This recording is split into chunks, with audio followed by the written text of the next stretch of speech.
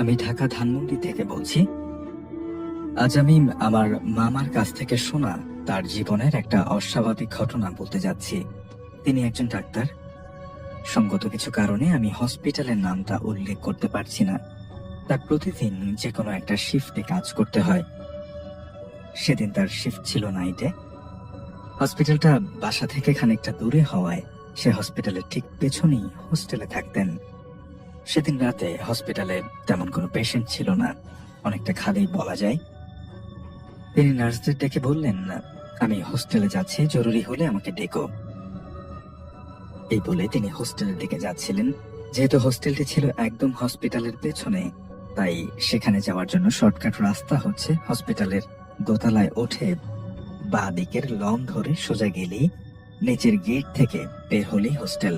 অর্থাৎ হসপিটালে দেখবেন যে বিভিন্ন করিডোর থাকে, একটার সাথে আর একটা বিভিন্ন ইউনিটের সাথে, এক একটা ওয়ার্ডের সাথে, এমার্জেন্সি ওয়ার্ডের সাথে একটা ওয়ার্ডের দেখবেন যে একটা করিডোর থাকে, এবং দোতলা থেকে তেমন একটা করিডোর বা লন, সেখান থেকে হেঁটে গিয়ে সিঁড়ি থেকে নেমে গেলেই সেখানেই হোস্টেলটা।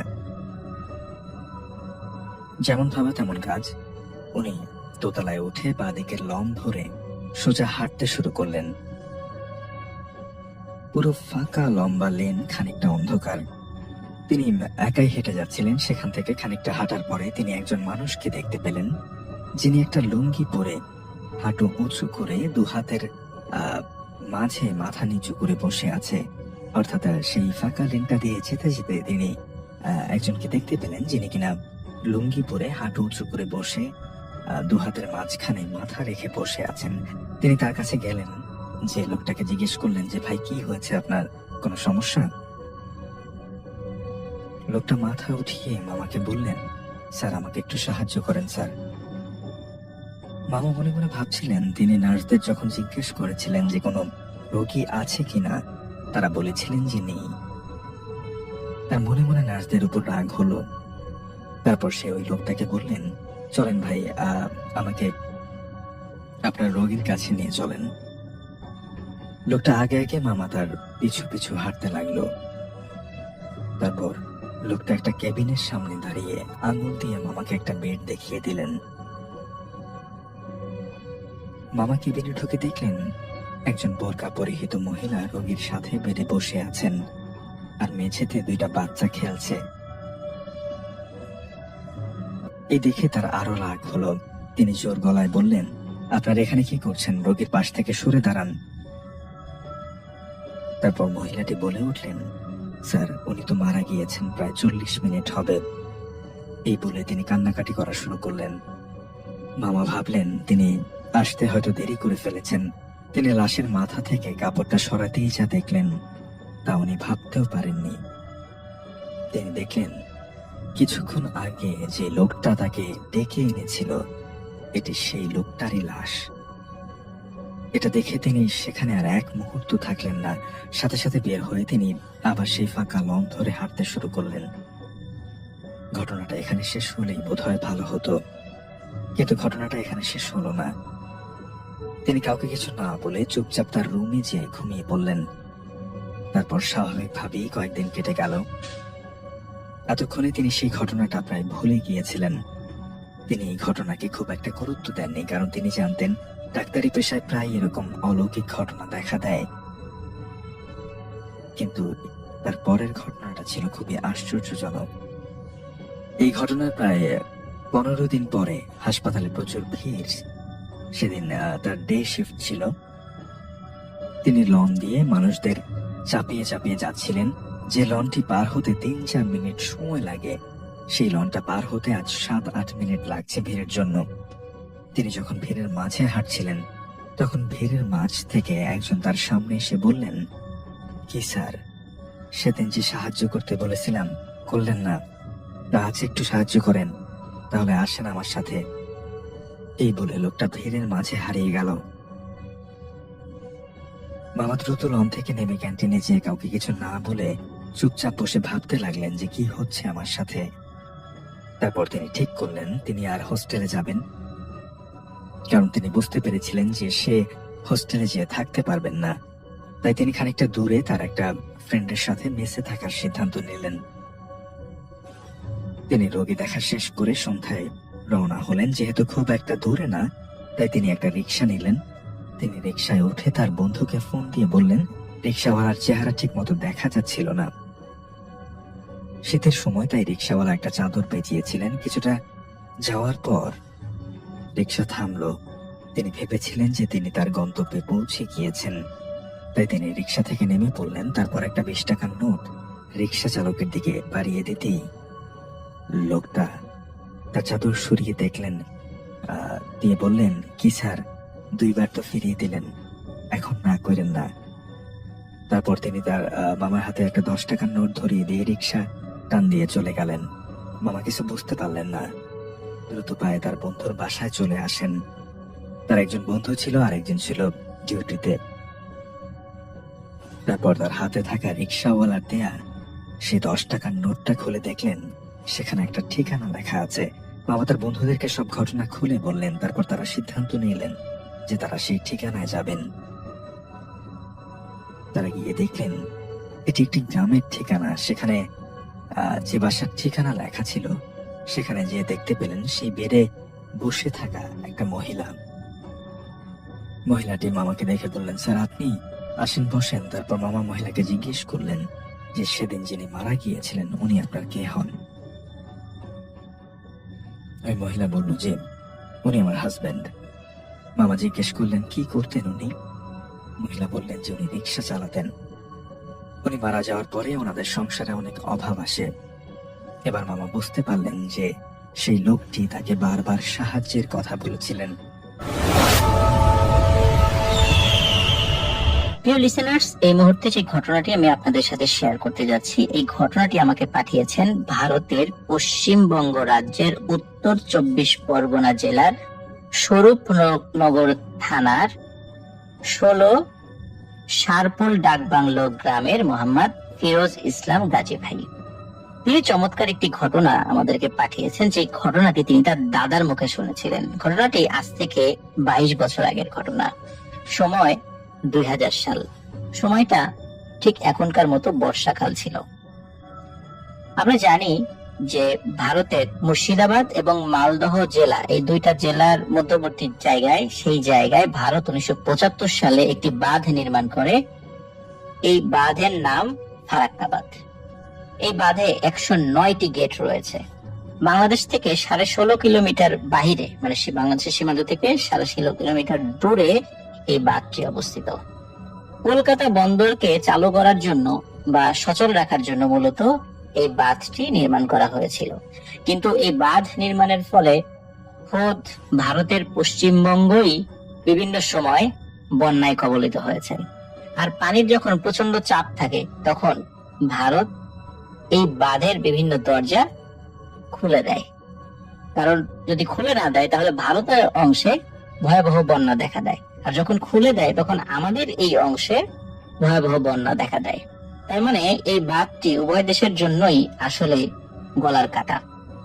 যাই হোক, 2000 সালে যখন ভয়াবহ বন্যা পরিস্থিতি সৃষ্টি হয়, ভারত তখন এই ফারাক্কা বাঁধ খুলে দেয়, যার ফলে কি হয়, বাংলাদেশের অঞ্চলও বন্যা কবলিত হয় এবং ভারতের পশ্চিমবঙ্গ, মালদহ, উত্তর 24 পরগনা জেলার বিভিন্ন গ্রাম বন্যার পানিতে তলিয়ে যায়।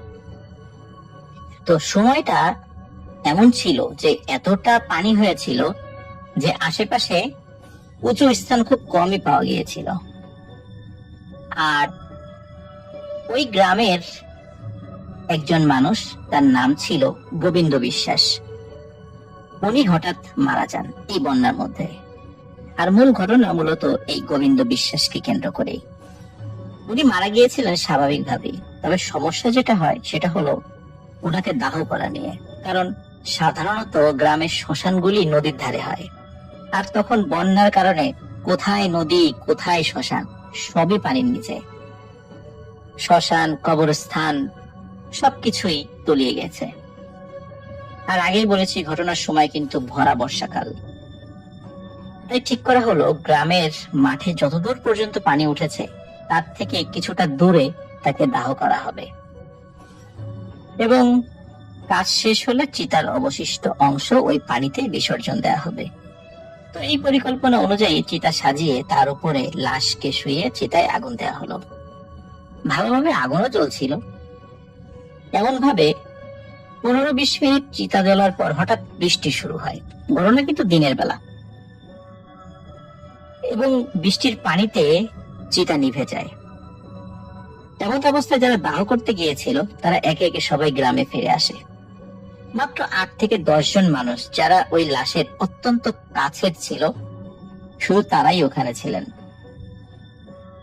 তো যাই হোক, বৃষ্টি মাথায়, খোলা আকাশের নিচে চিতা পুনরায় জ্বালানোর চেষ্টা করা হয়েছিল, কিন্তু আসলে কাঠগুলো এতটাই ভিজে গিয়েছিল কোনোভাবেই নতুন করে সেখানে আর কাঠ আনাও সম্ভব ছিল না, আর ওই কাঠ জ্বালানোও সম্ভব ছিল না। কিন্তু লাশ তো পুরোপুরি পড়েনি। এখন এই আধো পোড়া লাশ তারা কি করবে? ওখানে যে পুরোহিত ছিল, কারণ আমরা জানি যখন লাশ দাহ করা হয় সেখানে একজন পুরোহিত থাকে, তো তার সাথে পরামর্শ করলো সবাই। এখন যেহেতু পরিবেশ পরিস্থিতি ভালো ছিল না, একে তো বর্ষাকাল, তারপর বন্যা পরিস্থিতি, চতুর্দিকে পানি, মাঝখানে একটু উঁচু জায়গা পাওয়া গিয়েছে মাঠের মতো, সেখানে তারা এই কাজটি করেছে। তো এখন পুরোহিত পরামর্শ দিলেন যে যেহেতু এমন পরিস্থিতি সৃষ্টি হয়েছে, তাহলে আমরা কি করব, এখন আমরা এই আধা পোড়া লাশটি আমরা মাটি খুঁড়ে কবর দিয়ে দিই।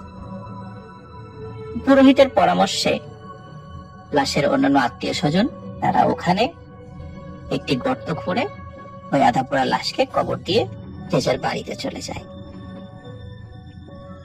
ওখানে আসলে যারা এসেছিলেন তারা তো কোনো গর্ত খোঁড়ার কোনো সরঞ্জামাদি নিয়ে আসেননি। তারা কাছাকাছি যতটুকু টুকটাক অস্ত্রপাতি পাওয়া গিয়েছিল দেশীয়, সেগুলো দিয়েই তারা গর্ত করেছিলেন। এই জন্য গর্তটা আসলে খুব বেশি গভীর হয়নি। লোকজন চলে আসার পর মুষলধারায় আবারও বৃষ্টি শুরু হয়।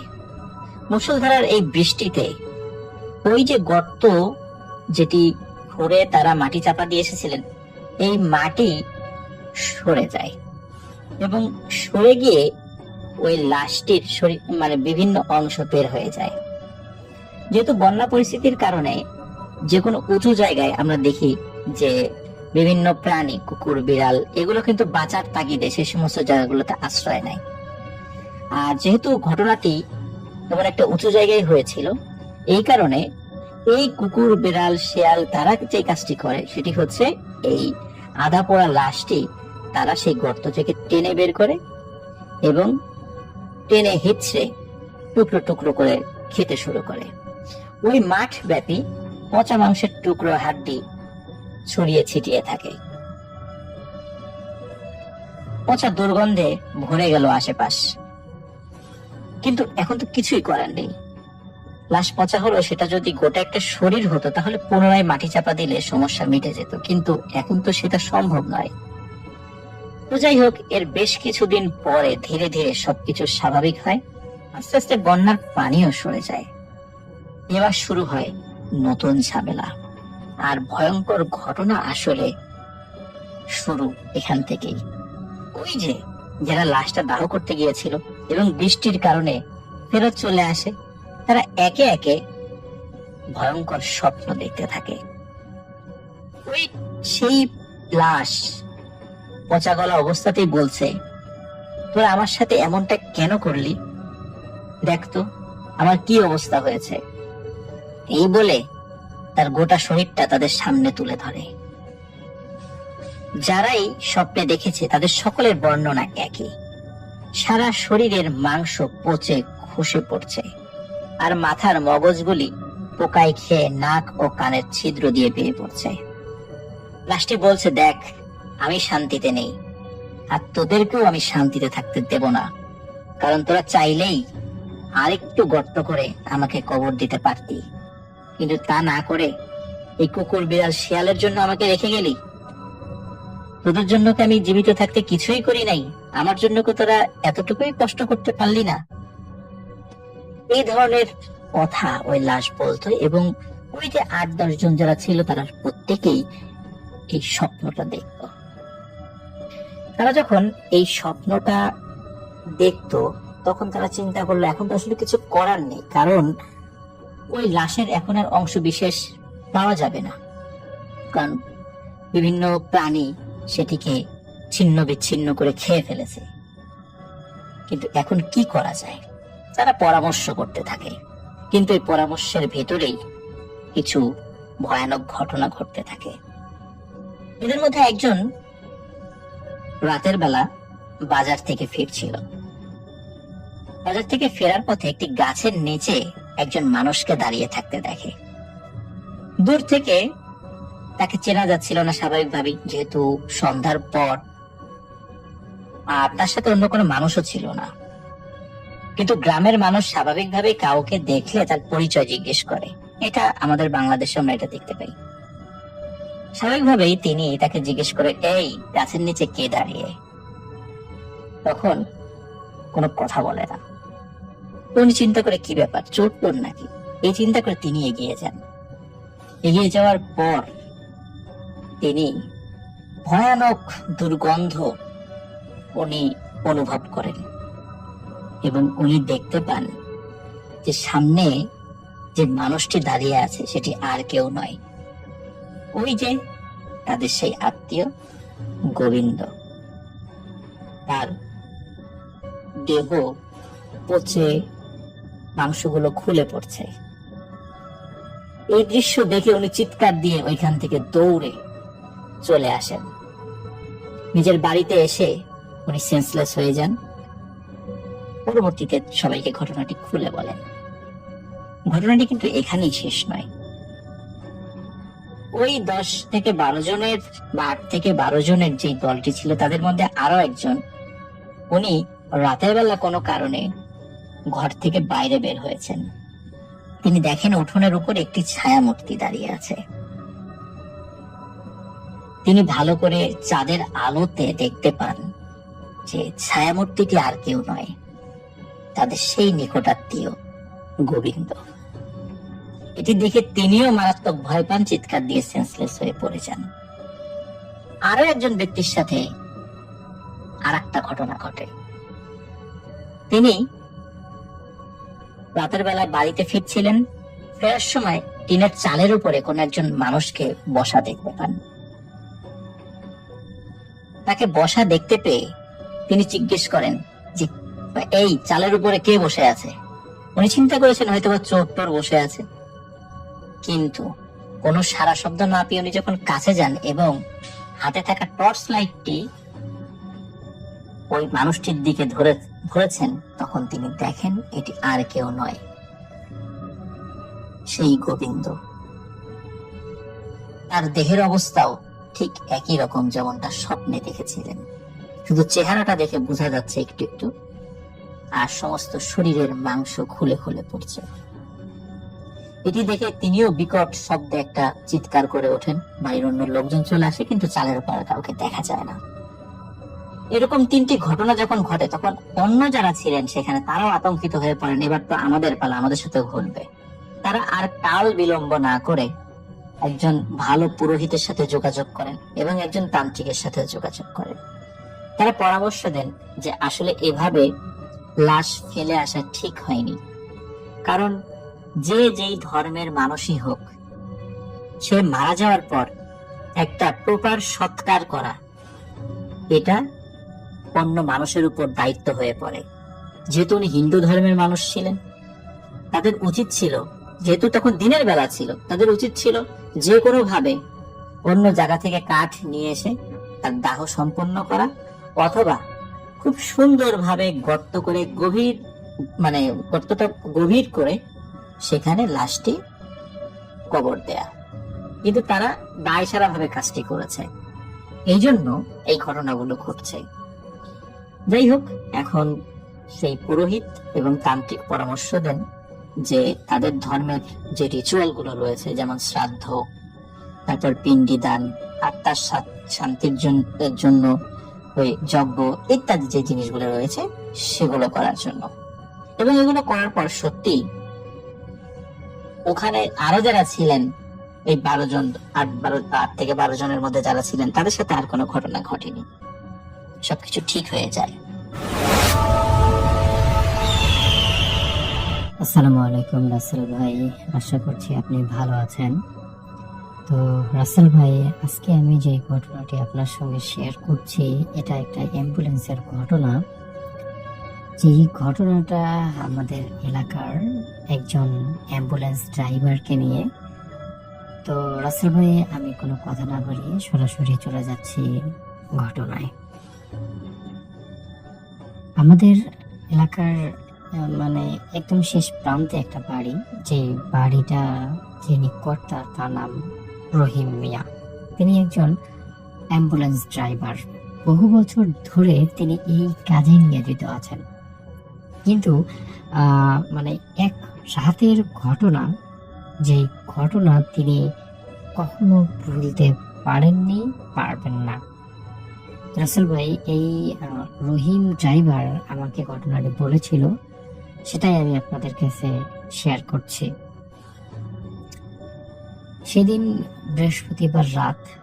তো রহিম চাচা, আমি চাচা করে তাকে বলি আর কি, তিনি যেহেতু বৃহস্পতিবার রাত তিনি চাচ্ছিলেন একটু বিশ্রাম নিতে বা একটু তার শারীরিকভাবে একটু আরামদায়ক নিতে চাচ্ছেন। তো তিনি যখন বাড়ি আসছেন খাওয়া দাওয়া শেষ করে তিনি জাস্ট ঘুমাইতে যাবেন, ঠিক এই মুহূর্তে তার কাছে একটা কল আসে। একটা মৃতদেহকে গ্রামের একদম শেষ প্রান্তে, গ্রাম বলতে মানে আমাদের থানার পরের থানা, ওটাও একটা গ্রাম, ওই গ্রামের শেষ মানে প্রান্তে একটা বাড়ি আছে, সেই বাড়িতে পৌঁছে দিতে হবে। তো রহিম চাচা তো একজন দায়িত্বশীল মানুষ, এজন্য তিনি আর না করতে পারেননি। তিনি ভাবলেন যে এটা কাছাকাছি, আমি জাস্ট লাশটা তাড়াতাড়ি পৌঁছে দিয়ে এসে ঘুমাই। তো তিনি কি করলেন, তিনি আর কোনো কথা না বলে সরাসরি তিনি হসপিটালে চলে গেলেন। এবং যাওয়ার পর যখন তিনি এক্সাক্ট লোকেশনটা জানতে পারলেন, তখন তিনি একটু দ্বিধাদ্বন্দ্বের মধ্যে পড়ে গেলেন, কারণ জায়গাটা খুবই নির্জন, লোকজন খুব একটা যায় না।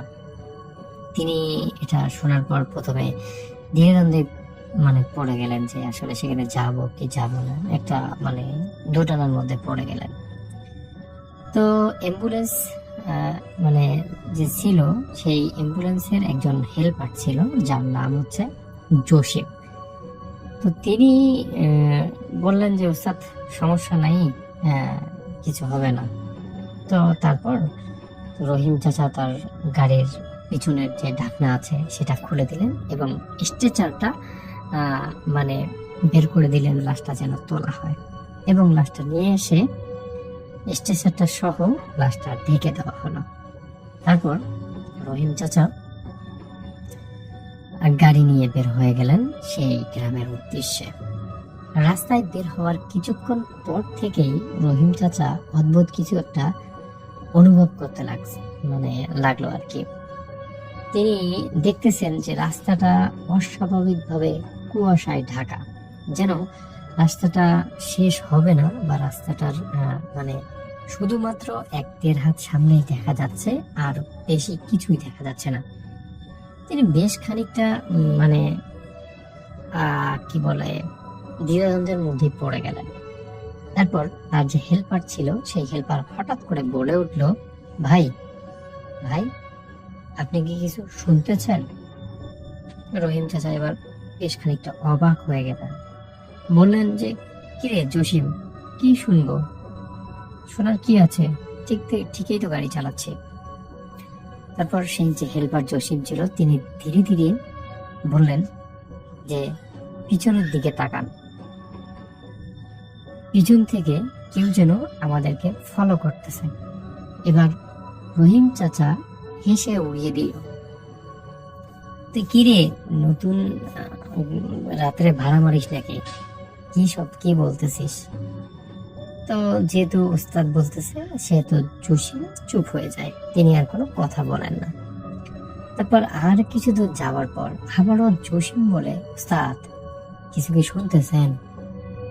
এবার রহিম চাচা হেসে বলল, মরার আবার নিঃশ্বাস হয় নাকি?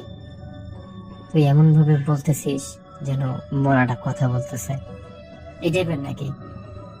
তো মানে এরকম কথা যখন জসিম শুনলো, জসিম তো সবকিছু বুঝতেছে, কিন্তু আসলে রহিম চাচার সামনে থাকার কারণে কিছু বুঝতে পারতেছে না।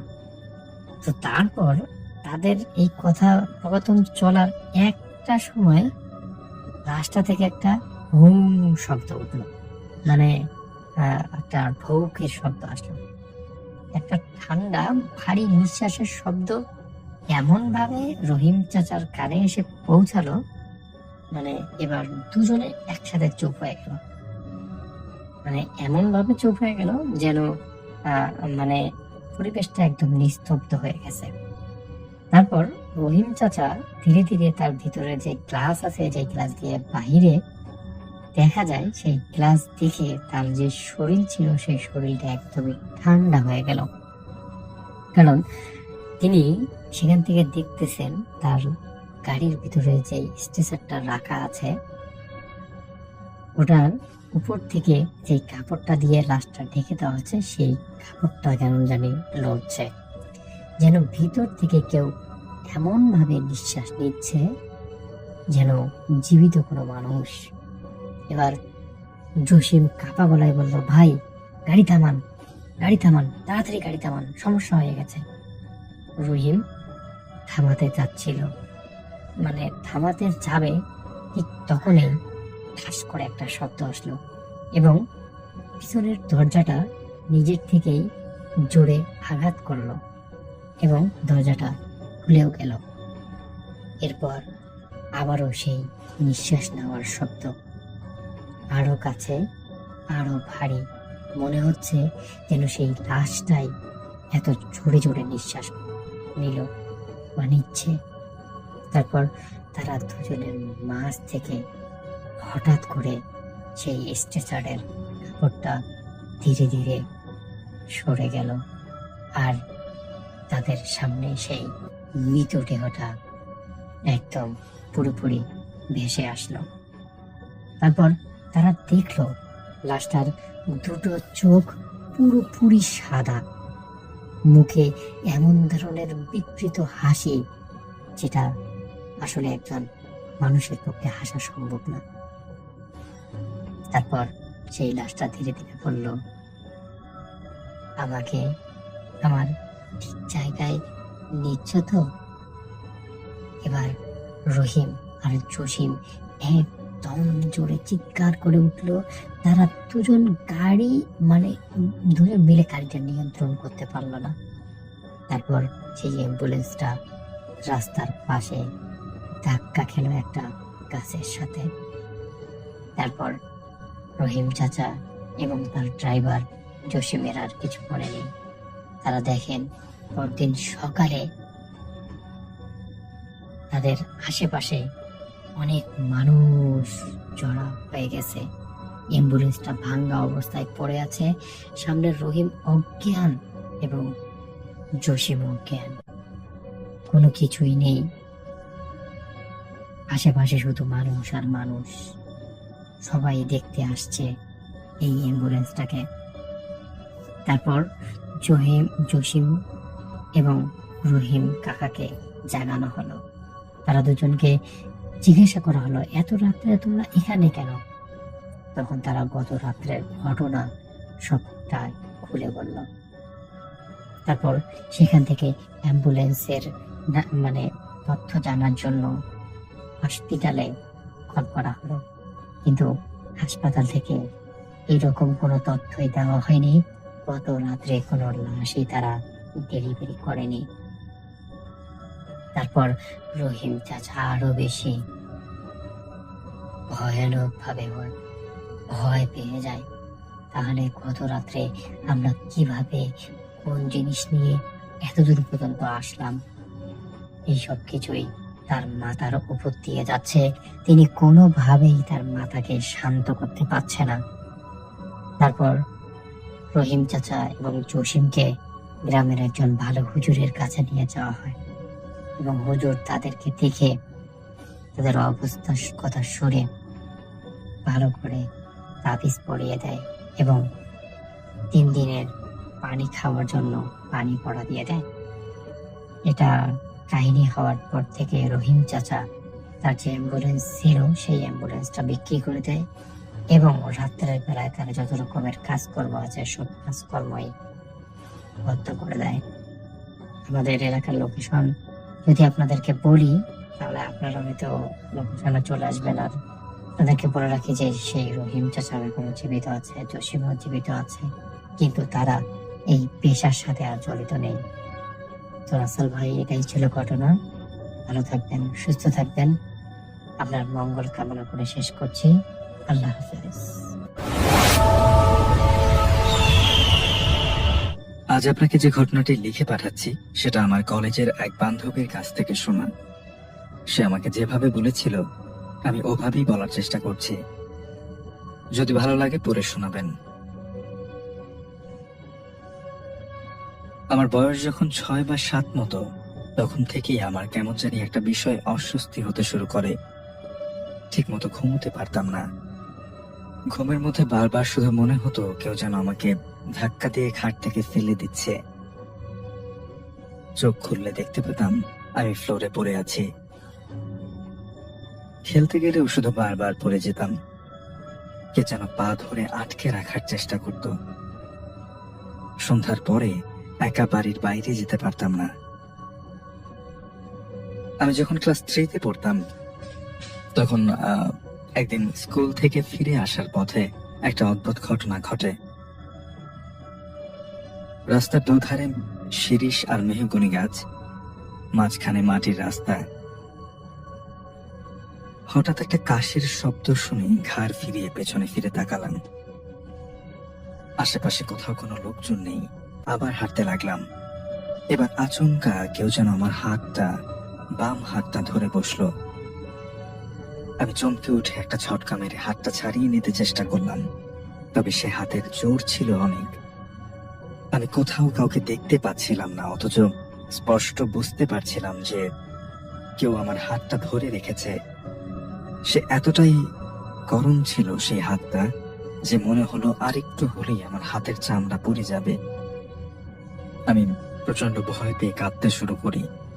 তখন হঠাৎ করে সেই হাতটা নিজে থেকেই আমাকে ছেড়ে দেয়। আমি এক দৌড়ে বাড়ি গিয়ে সবকিছু আম্মুকে খুলে বলি। এরপর বাড়িতে একজন হুজুর আসেন। তিনি আমাকে বলেন সম্ভবত আমার সাথে কোনো একটা জিন আছে, তবে সে কোনো খারাপ জিন নয়। যতক্ষণ না আমরা তাকে আমার থেকে দূরে সরানোর চেষ্টা করছি ততক্ষণ সে কোনো ক্ষতি করবে না। এরপর থেকে আরো অনেকবার আমি তার উপস্থিতি টের পেয়েছি। মাঝে মাঝে খুব ভয় লাগতো, তবে বয়স বাড়ার সাথে সাথে সেই ভয়টা কমে যেতে শুরু করে। ম্যাট্রিক পাশ করার পরে আমি যখন ছুটিতে নানার বাড়ি গিয়েছিলাম তখন সেখানে আমার একটা নতুন বান্ধবীর বানিয়েছিলাম। তার নাম ছিল বন্যা। একবার বন্যার বাবা আর মা 2-3 দিনের জন্য বাড়ির বাইরে কোথাও বেড়াতে যান। বন্যা আমার নানিকে অনেক অনুরোধ করার সত্ত্বেও নানি কিছুতেই তার সাথে তাদের বাড়িতে থাকতে দিতে রাজি হয়নি। আমার নানি সাধারণত এরকম রুরু স্বভাবের না। আমি নানিকে বললাম যে নানি তুমি এমন করছো কেন? ওই পাশেই তো ওদের বাড়ি, কি সমস্যা? নানি তখন বলেন ওদের বাড়ির আশপাশ ভালো না, তোর থাকা লাগবে না। আমি তখন বললাম কি সমস্যা ওদের ওখানে?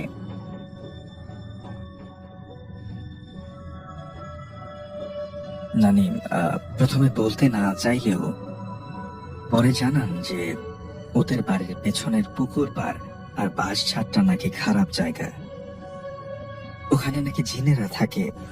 এই কথা শোনার পরে আমি হাসতে হাসতে নানিকে বলি, আরে নানি আমি নিজেই তো একটা জিন। তারপর নানির নিষেধ সত্ত্বেও সন্ধ্যার পরে বন্যার বাড়িতে চলে যাই। ওদের বাড়িটা গ্রামের একেবারে শেষের দিকে। বাড়ির পেছনে পুকুর আর তার ওপাশে বাঁশ ছাড়া জঙ্গল। আমি যখন ওদের বাড়িতে পৌঁছেছি বন্যা তখন ওদের হাঁস মুরগিগুলো খুব ফ্রিতে উঠেছিল। আমি উঠোনে দাঁড়িয়ে পেছন দিককার পুকুরটার দিকে তাকালাম, আর হঠাৎ কতগুলো বাচ্চার খিলখিল শব্দে, হাসির শব্দে আমি চমকে উঠলাম। মনে হলো যেন পুকুরের ওদিক থেকে আসলো শব্দটা। আমি বন্যাকে ডেকে বললাম ব্যাপারটা। বন্যা একটা হাসি দিয়ে বলল, আরে ভুল শুনেছিস, চল ভেতরে চল। আমি কিছুতেই মানতে পারলাম না বিষয়টা। যা হোক, রাতের খাওয়া দাওয়া শেষ করে বিছানা ঠিক করে নিলাম। গ্রাম অঞ্চল, এই জন্য বাথরুমগুলো সচরাচর বাড়ির আঙিনার বাইরে হয়। দুজন মিলে বাইরে বেরোলাম। ওদের বাথরুমটা পেছনের সেই পুকুরের একটা কিনারে। আমি বাইরে দাঁড়িয়েছিলাম, চারপাশে অজস্র ঝিঝি পোকার ডাকে মাথা ধরার মতো অবস্থা। এতটাই অন্ধকার ছিল যে আমি নিজেই নিজের হাত পর্যন্ত দেখতে পাচ্ছিলাম না। হঠাৎ আমার হাতে একটা স্পর্শ পেলাম। কেউ আমার হাত ধরে বাড়ির দিকে টানছে। এই স্পর্শের সাথে আমি অনেক পরিচিত ছিলাম, তাই ভয় পাইনি। ঝটকা মেরে হাতটা ছাড়িয়ে নিলাম। আর তখনই সব ঝিঝি পোকার ডাক একসাথে থেমে গেল। চারপাশে তখন কোনো শব্দ নেই, একেবারে পিন পতন নীরবতা। আমার হার্টবিট খুব দ্রুত চলতে শুরু করলো। বন্যাকে ডাকতে যাব এমন সময় আমার চোখ গেল পুকুরের অন্য কিনারে। সেখানে একটা শ্যাওলা গাছ আছে। হঠাৎ যেন জায়গাটা এক ধরনের লাল আলোয় ভরে উঠতে শুরু করলো। আমি দেখলাম কতগুলো শিশু বাচ্চা, যাদের শরীর থেকে সেই লাল আভা বেরোচ্ছিল। একজনের ওপর আর একজন গড়াগড়ি খাচ্ছে, আর সেই শ্যাওলা গাছে ওঠার চেষ্টা করছে। আমি অবাক বিস্ময়ে তাকিয়ে সব দেখতে দেখতে কোথায় যেন হারিয়ে যাচ্ছিলাম। হঠাৎ একটা শব্দে সম্বিত ফিরে পেলাম। বন্যা বেরিয়েছে, কিন্তু ওদের বাথরুমের স্টিলের দরজায় যে শব্দ হয়েছে, সেই শব্দ শুনে ওপারের সেই অদ্ভুত বাচ্চাগুলো এক পলক আমাদের দিকে তাকালো। আর সাথে সাথে পুরো জায়গাটা আবার নিকষ কালো অন্ধকারে ভরে উঠল। আবারও শুনশান নীরবতা। আমি পুকুরের একেবারে কিনারায় ঘেঁষে দাঁড়িয়েছিলাম। এতক্ষণ আমি যা দেখেছি, বন্যাও 1 সেকেন্ডের জন্য সেটা দেখেছে। ও আমাকে বলল, চল তাড়াতাড়ি ঘরে যাই। আমি পেছনে ফিরে পা বাড়াতেই হঠাৎ মনে হলো কেউ যেন আমাকে পেছন থেকে টান মেরে পানিতে ফেলে দিল। আমি পানিতে পড়ে বিষম খাচ্ছি, তখন আবার পুকুরের তলা থেকে কেউ যেন টান মারলো। আমি চিৎকার করে বন্যাকে ডাক দিলাম, তারপর পানিতে ডুবে গেলাম। আর তখন পানির উপর থেকে কেউ যেন আমাকে টেনে তুলল। আমি ভাবলাম হয়তো বা বন্যা। উঠে দেখি কেউ নেই, বন্যাও কোথাও নেই। জোরে চিৎকার করে ওকে ডাক দিলাম। সত্যি বলতে গেলে খুব অবাক হলাম যখন দেখলাম বন্যা আমাকে ফেলে ভয়ে বাড়িতে চলে গেছে। সে সময় আমি আমার নানির বাড়িতে ফিরে আসি। আমাকে ভেজা অবস্থায় দেখে নানিকে আর কিছু বলতে হয়নি। পরদিন ফজরের পরে নানু বাড়ির মসজিদের ইমাম সাহেব আমাকে দেখতে আসেন। দোয়া কালাম করে ফু দিয়ে দেন, আর তিনি জানান যে আমরা যদি চাই তবে তিনি আমার সাথে থাকা জিনটাকে তাড়িয়ে দিতে পারেন। আমি সাথে সাথে না বলে দিয়েছিলাম, কেননা আজও আমি বিশ্বাস করি আমার সাথে যেই আছে সে মহান আল্লাহর প্রেরিত কেউ। সেদিন সে না থাকলে হয়তো আমি হারিয়ে যেতাম পানির তলায়। এলাকাটা এতটাই অজপাড়াগা ছিল তা বোঝানো যাবে না। ইভেন বাথরুমের জন্য মসজিদ থেকে যেতে নাকি কমপক্ষে 5 মিনিটের রাস্তা হাঁটতে হতো। এক জায়গা থেকে আরেক জায়গায় যাওয়ার যোগাযোগ ব্যবস্থা ছিল খুব খারাপ। মেইন রোড থেকে নৌকা দিয়ে পায়ে হেঁটে সেই মসজিদ, এবং মসজিদ থেকে তারা এরকম ভাবে যে এরকম মসজিদে 12 দিনের মতো থাকবে। এরপর আরো একটা মসজিদে যেতে হবে ওই এলাকারই। কিন্তু রাস্তাঘাটের যে বেহাল দশা, তাতে হেঁটে যাওয়া ছাড়া কোনো উপায় নাই। সেটা 2000 সালের ঘটনা। ইভেন ওইখানের যেসব বাড়ি ঘরগুলা ছিল, সেই বাড়ি ঘরগুলাতেও সাঁকো দিয়ে পার হয়ে যেতে হতো এরকম আর কি। রাস্তা নাই, সরাসরি ঢুকে যেতে পারবেন না একটা বাড়িতে। সেই এলাকায় ইউনিয়ন পরিষদের একটা হসপিটাল ছিল। সেই হসপিটালটা রেফাত ভাই নিজেও দেখেছেন কয়েকবার ওই মসজিদে যাওয়া আসার সময়, একদম কাছাকাছি।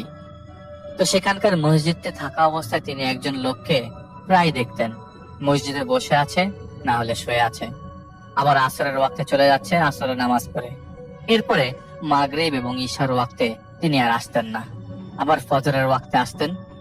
তিনি যতক্ষণ মসজিদে থাকতেন রেফাত ভাই লক্ষ্য করতেন মসজিদের অজুখানার পেছনের দেয়ালে একজন বসে আছে। বসে থাকা অবস্থায় তার মুখটা যতটুকু বোঝা যাচ্ছে যে পুরাটাই ঢাকা, কোনো অংশই চেহারা বোঝা যাচ্ছে না। ওই মসজিদে যাওয়ার মসজিদে রেফাত ভাইরা যাওয়ার দ্বিতীয় দিনে তিনি দেখতে পান এই দৃশ্য। এমন না অন্য কেউ দেখতে পাচ্ছে। রেফাত ভাই চতুর্থ দিন কাছে যান ওই লোকের, এবং দেয়ালের কাছে যেতেই কালো কুচকুচে বর্ণের জন্তুটা দৌড় দেয়, তার দিকে তাকায়, একটা থুতু মারে এবং দৌড় দিয়ে পালিয়ে যায়। কাছে যাওয়ার পর তিনি দেখেন ওই জিনিসটা দৌড়াতে দৌড়াতে ওই ইউনিয়ন পরিষদের হাসপাতালের ভেতরে ঢুকে গেল ওনার পিছু নেওয়ার পর। আর কয়েকদিনে এতটুকু বুঝে গেছেন যে ওই জিনিসটা দেওয়ালে উঠে এসে বসে, না হলে বাউন্ডারির আশেপাশে ঘুরপাক করতে থাকে যখন ওই লোকটা মসজিদে থাকে। ওই মসজিদে থাকা অবস্থায় চতুর্থ দিন তিনি জানলেন মসজিদে প্রায় 12 থেকে 15 দিন থাকা হয়ে যাবে, মানে থাকা হবে আর কি। তিনি আরো একজনের কাছে ইসলামের ব্যাপারে তালিম করছেন, তো মাগরিবের পরে করছিলেন। ওই সময় ওই মাগরিবের ওয়াক্তে কিছু বিষয় নিয়ে কথা বলছিলেন। এর মধ্যে একটা কথা, এই হাসপাতালের কি কোনো সমস্যা আছে নাকি তিনি জিজ্ঞেস করেন কথা শেষে। তিনি যেই না এটা বললেন, তিনি দেখলেন একতলা ইউনিয়ন পরিষদের এই হাসপাতালের ছাদে কে যেন হাঁটছে ওই লোকের সাথে কথা বলা অবস্থায়। অথচ এই হাসপাতালের ছাদে কোনোভাবেই মানুষ উঠতে পারবে না মই ছাড়া। অথচ যে হাঁটছে সে স্বাভাবিকভাবে মানুষের মতো হাঁটছে না, মনে হচ্ছে কোন একটা হিংস্র ভাল্লুক যেভাবে দৌড়াতে থাকে সেভাবে হাত দৌড়াচ্ছে। তিনি বুঝলেন ওইখানে প্রবলেম আছে। তিনি তার সাথীদেরও আগে সতর্ক করে দিলেন যে এইখান দিয়ে যাওয়ার সময় যেন সাবধানতা অবলম্বন করা হয় রাতের বেলা। এবং সবাই যেহেতু আল্লাহ রাস্তায় আছে তাই কেমন একটা গুরুত্ব দেয় না। তো সেই লোকের সাথে কথায় আসা যাক। সেই লোক বলে এখানে প্রায় সময় একজন লোককে দেখবেন শুয়ে বসে থাকে, ওনাকে খানা খেতে ডাকলে আসবে না। তিনি খাওয়া দাওয়া কি করেন বোঝা না গেলেও কেউ কোনো খাওয়া দিলে তিনি খান না। ওই লোক সব সময় হসপিটালের ভেতর থেকে, এবং ওনার পরিবারের কেউ নাই, এই আছে কিন্তু এখানে কেউ থাকে না, আর এই লোকটা থাকে হাসপাতালের ভেতর। ঘটনাটা কি? তিনি শুধু একটাই কথা বলেন, ওনাকে অনেক কবিরাজ দেখানো হয়েছে, কেউ কিছু করতে পারে নাই, কেউ কোনো চিকিৎসা করতে পারে নাই। ওনার ছেলে আছে, ছেলের বউ আছে, পাশেই থাকে, এখান থেকে খুব বেশি দূরে না, তারা এক্সাক্ট পরামর্শ দিতে পারবে। লোকটার প্রতি রেফাত ভাইয়ের মায়া হয়ে যায়। রেফাত ভাই ওই দিন রাত 2টার দিকে তাহাজ্জুদে বসেন এবং তার হুজুরকে ডাকেন। তার হুজুর অনেকক্ষণ পরে আসে এবং বলে, দেখো তুমি যদি কোনো কাজে জড়াতে চাও আমরা মানা করব না, তবে আমি বুঝতে পেরেছি তুমি হসপিটালে ওই হাসপাতালে যেতে চাচ্ছ, ওই বাড়িতে যেতে চাচ্ছ, তুমি ভালো বুঝবে তুমি কি করবে। এবং শুধু একটা কথা বলতে চাই, যাই করো বুঝে শুনে করো, করতে করতে অনেক কিছু বুঝে যাবে, তখন পেছনে ফিরে তাকিও না, যখন সামনে গিয়ে যাবে আর পেছনে তাকাবে না, শেষ করে বের হবে। তবে সাবধানতা অবলম্বন করবে, কারণ মৃত্যুর ঝুঁকি রাতের ঘুমানোর মধ্যেও আছে। তো রেফাত ভাই বুঝে গেলেন ওনার ওস্তাদ কি বললো। তো রেফাত ভাই ফজরের আগে তাহাজ্জুদ নরমালি অনেক সময় নিয়ে পড়েন, কিন্তু সেদিন তিনি অল্প সময়ে তাহাজ্জুদ পড়ে সেই হাসপাতালের কাছে যান। গিয়ে দেখতে পান হাসপাতালের চারিপাশে ময়লা আবর্জনা, হাসপাতালের ভেতরে কেমন একটা ঘুম ঘুম শব্দ, এবং শব্দের বাইরে থেকে বোঝাই যাচ্ছে হাসপাতালের দেয়াল থেকে আসছে পটকা গন্ধ। এমন সময় ভেতর থেকে আসছে অনেক বাজে দুর্গন্ধ। তিনি হসপিটালে তখনও প্রবেশ করেন নাই, কিন্তু বাইরে থেকে ভেতরে ফিসফিস শব্দ শুনতে পাচ্ছেন। এই ফিসফিস শব্দে এতটাই ইকো হচ্ছে যে রেফাত ভাইয়ের মাথা ধরে যাচ্ছে। এরকম ভাবে আসছে যে সাধারণ মানুষ এই শব্দ বুঝবে না, শুধু রেফাত ভাই বুঝছে যে ফিসফিস শব্দ আসছে। তো ফিসফিস শব্দ এরকম ভাবে আসছে, এই নে খা। তিনি ভেতরে ঢোকার সময় টর্চ লাইট জ্বালান, এরপর টর্চ লাইট বন্ধ করে দেন। ঢোকার পর তিনি দোয়া পরে তার শরীর বন্ধ করে ফেলেন। ভেতরে ঢুকতেই তিনি দেখেন কিছু কাঁচা মাছ পড়ে আছে এদিক সেদিক, মাছের আঁশ পড়ে আছে, আস্তে একটা গন্ধ আসছে।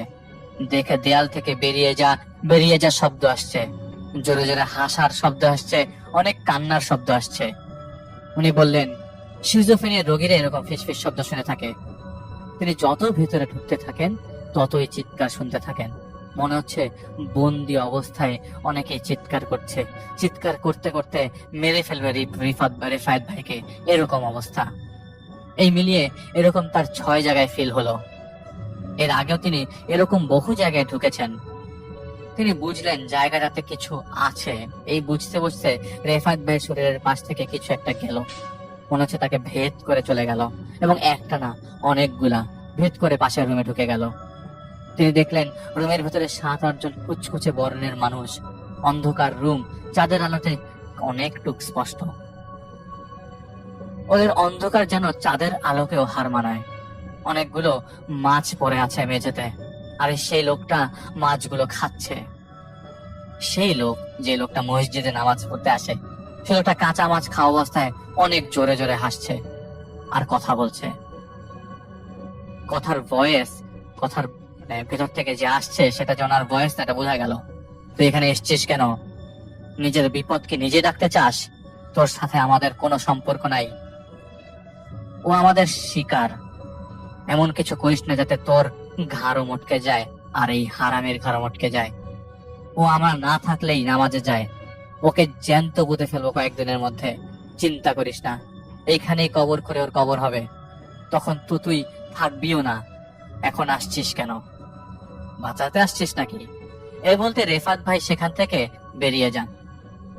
আর বেশিক্ষণ থাকলেন না সেখানে। বের হতে তিনি পেছনে লক্ষ্য করে দেখেন জানালা ধরে অনেকে বসে আছে এবং কান্নার শব্দ আসছে। মনে হচ্ছে বিড়াল ঝগড়া করা অবস্থায় যেসব কান্নার শব্দ, সেই কান্নার শব্দগুলো ইকো হয়ে আসছে। তিনি বুঝলেন এখানে ঝামেলাটা ডিফারেন্ট, জানা দরকার। কে আছে এখানে, তাকে এই বিষয়ে বলতে পারবেন। তিনি সেই লোককে পরের দিন আবারও বলেন ঘটনাটা কি। এই আশেপাশে আপনারা কি কেউ ঢোকেন না? এই হাসপাতালের ভেতরে ঢোকেন না? উনি যে ভেতরে থাকে খেয়াল করেন নাই? তখন সেই লোক বলে যে ভাই, আমরা বহুবার চেষ্টা করেছি ওনাকে অনেকবার আনার জন্য। উনি মসজিদেই আসেন মাঝে মাঝে, তবে এখানে গেলে বাজে বাজে গালি দেয়, থুতু দেয়, থুতু মারে। ওখানে ওনাকে সবাই পাগল বলে। উনি ওইখান থেকে বেরও হন না। এখন ওখান থেকে বের করার দায়িত্ব কেউ নিতেও চায় না। তখন রেফাত ভাই বলেন, আসল ঘটনাটা কার কাছে জানা যাবে? রেফাত ভাই চাইলে ঘটনা আগে থেকে বের করে ফেলতে পারতেন, কিন্তু তিনি ওস্তাদদেরকে জিজ্ঞেস করেন নাই। তিনি চেয়েছেন তিনি ঘটনাটা জানুক। তার ওস্তাদের সাথে সাথেই তা, এবং সবকিছু যে সাথে সাথে বলে ফেলেন তাও কিন্তু না। তিনি খবর নিলেন এবং এইখানে তার ছেলে থাকে, ছোট ছেলে। বড় ছেলে কথা বলতে চায় না এই বিষয়ে। ছোট ছেলে তার ভিটা বাড়িতেই থাকে। তখন ছোট ছেলেকে পাওয়া যায় খেতে কাজ করছিলেন। উনি কৃষক আর কি। তিনি অন্যের জমিতে কাজ করছিলেন। কাজ করার পর আসরের ওয়াক্ত হয়ে যায়। সেখানে রেফাত ভাই নামাজ আদায় করেন এবং তিনি তার কাছে জানতে চান আসলে ঘটনাটা কি, তার বাবা ওখানে কেন, কি এমন হয়েছিল ওখানে থাকতে হলো। প্রথমে কিছু না বলতে চাইলে পরে ইতস্তত বোধ করে সেই ছোট ছেলে প্রথমে পরে বলে সবকিছু। সেদিন রাত ছিল রোজার ঈদের 7 দিনের রাত, এবং রেফাত ভাই কিন্তু তাকে আশ্বস্ত করেছে যে তিনি কিছু একটা করতে চান তার জন্য। তো সেদিন ছিল, এটা তার ছোট ছেলের ঘটনা। তিনি বলছেন সেদিন ছিল রোজার ঈদের পর 7 দিন চলে, 7ম দিন আর কি। সবাই ঘুমাচ্ছে। তখন তার বাবা, তার মা, তিনি তার ভাইয়ের বউ ছিল বাড়িতে, সবাই মিলে একসাথে থাকতো। এখন তার ভাই জ্বরে ঘর তুলেছে, সেখানে থাকে, তাদের জমিতেই থাকে, আর এই বাড়িতে তিনি থাকেন, আর কেউ থাকে না। তো বলে সেদিন রাতের ঘরের সবাই এদিক সেদিক ছোটাছুটি শুরু করে, কারণ তার মার শ্বাসকষ্ট শুরু হয়। তার মার অ্যাজমা ছিল। তখন 3টা বাজে, 3-4 বছর আগের ঘটনা। তার বাবা তখন তার মাকে অসুস্থ অবস্থায় ঢাকায় আনার পরিকল্পনা চলছিল। এমন সময় ঘরের মধ্যে 4 জন লোক প্রবেশ করে। হঠাৎ করে আপনি যদি আপনার পরিবারের কাউকে এরকম মর্মান্তিক অবস্থা দেখতে পান, এবং ওই সময় যদি অদৃশ্য বস্তু টাইপের 4 জন আপনাদের ঘরে প্রবেশ করে, আপনি কি ফিল করবেন? এদেরকে কখনো কেউ দেখে নাই। তারা চুপ করে তাদের চারপাশে দাঁড়িয়ে থাকে, আর চারিপাশ থেকে শব্দ আসতে থাকে। ঘরের বিছানাটা ভেঙে পড়ে যায়, ওনারা ভয় পেয়ে যায়। তার মার অবস্থা আরো খারাপ হতে থাকে। তারা সবকিছু বাদ দিয়ে রাতের বেলা ভ্যান নিয়ে সেখান থেকে বের হয়ে পড়েন, কিন্তু ভ্যান যতই সামনে যায় সেই ভ্যান আর এগোয় না। ভ্যান নিয়ে অ্যাটলিস্ট নৌকা ঘাট পর্যন্ত অনেক কষ্টে যাওয়া যায়, তাও অনেক সময় পার হয়ে যায়। তার ভাই ছিল সাথে, তার ভাইয়ের বউ ছিল বাড়িতে। তার ভাইও অনেক কষ্ট করে, কিন্তু কোনো কাজের কাজ হয় না। তারা রাস্তার মাঝেই মারা যায় তার মা। তারা তখন কাঁদছিল, কিন্তু তাদের আশেপাশে কেউ ছিল না যারা খুব তাড়াতাড়ি মুভ করছিল। তার বাবা কাঁদতে কাঁদতে হঠাৎ চোখ মুখ উল্টে পড়ে যায়। মাকে সামলাবে না বাবাকে। ইউনিয়ন পরিষদের সেই হাসপাতালের সেই ছোট্ট হাসপাতালটা খুব বেশি বড় ছিল না, সেই ছোট্ট হাসপাতালের একজন ডাক্তার রেগুলারলি এসে বসতো, সেই ডাক্তারও ছিল। সেই ডাক্তার বলেন যে এখন আর কিছু করার নাই, তিনি মারা গেছেন। রাস্তায় খুলে পড়েন তিনি, তার ছোট ছেলে। বড় ছেলেটাও অনেক কান্নাকাটি করতে থাকে, কিন্তু এরকম কেন, কি হলো, তারা কিছু বুঝে ওঠার আগে তার বাবা কোনো কথা বলছে না, খালি বলছে এই লাশকে কবর দাও, না হলে ওরা খেয়ে ফেলবে। এই লাশ তাড়াতাড়ি কবর দাও, না হলে ওরা খেয়ে ফেলবে। যাই হোক, বাবার এইসবকে তারা তেমন একটা পাত্তা দেয়নি এই মুহূর্তে। তার বাবা তখন লাশের পাশে বসে আছে, আর এদিক সেদিক লাশকে গার্ড দিচ্ছে, এরকম অ্যাটিটিউড, এবং খুব ছটফট করছে। তার বাবা কিন্তু খুব আহামরি কথা বলছে না। তারা বুঝছেন যে বাবা পাগলের মতো হয়ে যাচ্ছে। আসলে তার বাবার যে কি হয়েছে সেটা তারা বুঝতে পারছেন না, বুঝতে পারেনও নেই তখন। সেদিন তখন ফজরের আজান শেষ হওয়া মাত্র তারা লক্ষ্য করে দুজন ছোট ছোট বামুন সাইজের লোক তাদের ঘর থেকে বের হয়ে লাশের খাটিয়ার চারপাশে ঘুরপাক খাচ্ছে, খুব জোরে জোরে ঘুরছে, মনে হচ্ছে আনন্দে ঘুরছে। এটা শুধু ছোট ছেলে আর তার বাবা যে দেখেছিল তাদের মুভমেন্ট। তার বাবার মাথা নাড়ানোতে বোঝা যাচ্ছিল যে তার বাবা তাদের মুভমেন্টটা দেখতে পাচ্ছে, কিন্তু তার বড় ভাই আর কেউ আশেপাশের লোকজন যারা ছিল ওই মুহূর্তে তারা কেউ দেখছিল না। ছোট ভাই হিসেবে তিনি বুঝতে পারলেন কোন খারাপ কিছু পাল্লায় পড়েছে তারা। তার বাবা তখনও বলে যাচ্ছে তাড়াতাড়ি কবরে নামাতে হবে। তো সকাল 10টা হয়ে যায় কবর দিতে দিতে, জানাজা পড়ে। কবরে তার মাকে নামানোর পরে কবর দেওয়া হয়। কবর দিয়ে চলে আসার পর কবরস্থানের বাউন্ডারির পাশে কয়েকটা কুকুরকে দেখতে পায় তারা, আর কিছু না। এলাকার লোকজন ছিল সবাই সবার মতো তাদেরকে সান্ত্বনা দিয়ে যে যার বাড়িতে চলে যায়। সন্ধ্যার মধ্যে সবাই চলে যায়। বাড়িতে তারা কয়েকজন মানুষ ছিল। তার বাবার বেশ সম্পত্তি ছিল। তার বাবা মেন্টালি ভেঙে পড়েছে, করেছেন, সবাই তাই বলছে। কিন্তু সেদিন রাতের বেলা, রাত 1টার দিকে তার বাবা বলে, আমাকে মাছ দে। কিভাবে দিবি আমি জানি না, আমারে মাছ দে। তো তার বাবাকে মাছের তরকারি দেওয়া হয়। তখন সে বলতে থাকে, না, আমার কাঁচা মাছ দে, আর সর আমার সামনে থেকে।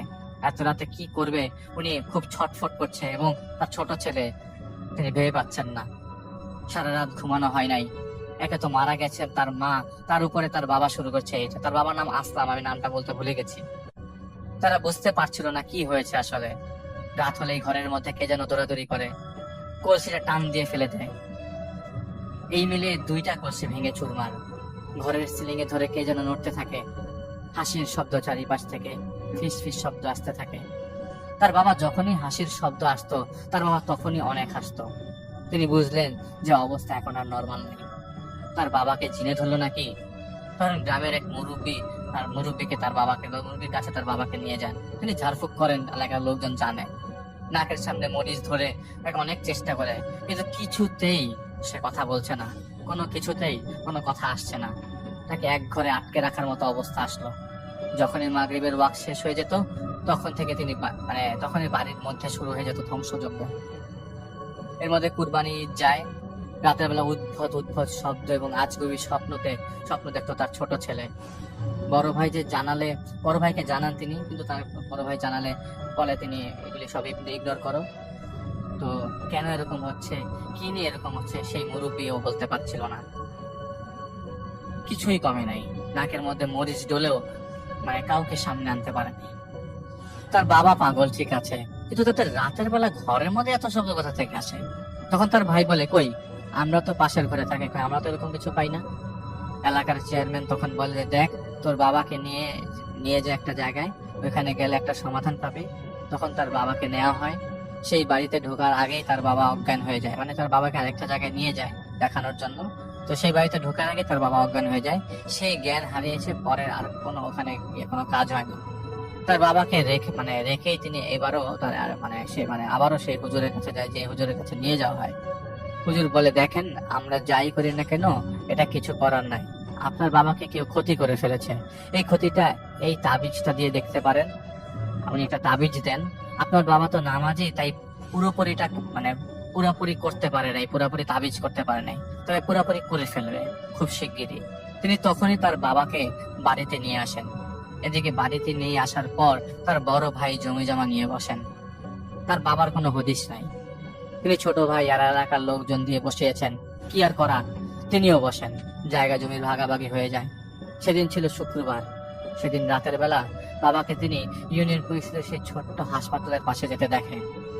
আর হাসপাতালের ডাক্তারের বাজার, মানে ডাক্তার তখন বাজারে বসতো, ওই হাসপাতালে বসতো না। উনি ওখানে বসতে চাইতো না, তার কাছে ওই জায়গাটা ভয় লাগতো। এমনকি ছোট একটা রুমও ছিল তার, মানে ওখানে যেই হাসপাতালে লোক থাকতো সেই হাসপাতালে ছোট একটা রুম ছিল, কিন্তু তিনি বলতেন তার ভয় লাগতো। এমনকি দিনের বেলাতেও ওই জায়গায় অন্ধকারের মতো থাকতো। পরে ওই হাসপাতালের ডাক্তার মানে একটা সময় চলে যায়। এরপর থেকে আর হাসপাতালে কেউ আসে না, এটা পরিত্যক্ত অবস্থা থাকা শুরু করে দেয়। চারপাশে গাছগাছালি, কোনো আলো নাই, কিছু নাই। সেই রাতের আলোতে তার বাবা পেছনে হাত দিয়ে নর্মাল মানুষের মতো সেই হাসপাতালে ঢুকে যায়। তিনি পেছনে পেছনে যায়, খুব নর্মালি সেই জায়গায় ঢুকে আর বের হচ্ছিল না। তিনি তার এক পরিচিত ভাইকে এই রাতের বেলা ডাকেন। তার ঘর আবার পাশেই ছিল। দেখে তার বাবাকে বের করে নিয়ে আসেন। বের করার সময় মনে হলো মাটির নিচ কাঁপছে অনেক জোরে জোরে। বিল্ডিংটা মনে হচ্ছিল নড়বড়ে, এখনই ভেঙে পড়বে। তার বাবা খুব জোরে জোরে গোঙাচ্ছে, অস্বাভাবিক ভাবে কাঁদছে। তাকে বোঝানো যাচ্ছিল না একদম। হঠাৎ সেই ডক্টরের যে বিশ্রাম রুম ছিল সেখান থেকে তার মায়ের ভয়েস আসলো।